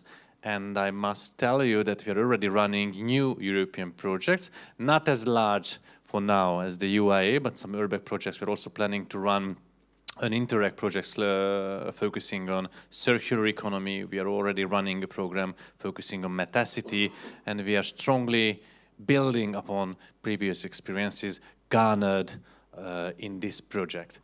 And we are open-minded to new challenges as well, because the world is ever changing, and we are here to react upon these changes, to serve our communities, and to make a better world. So thank you very much, and also thank you for your patience, your interest, and your engagement during our conference. Have a fantastic evening, and it was really nice to meet you all. Thank you very much.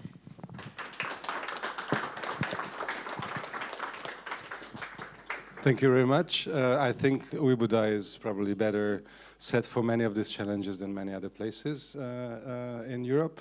So I'm really happy to be part of this experience. Again, if you're interested in more details, you can download the publication of the project, 1,000 Threads as a Sala, which has a lot more details about the project. And also you can visit the UIA page of the project with some articles that I wrote and also other articles that I will write still. If you still want to hear more about UIBUDA and what's here to show you about the district and the city, you're welcome to join us at 8:20 in Kék, where we will have a Pecsakucha night connected to Cup for Creativity.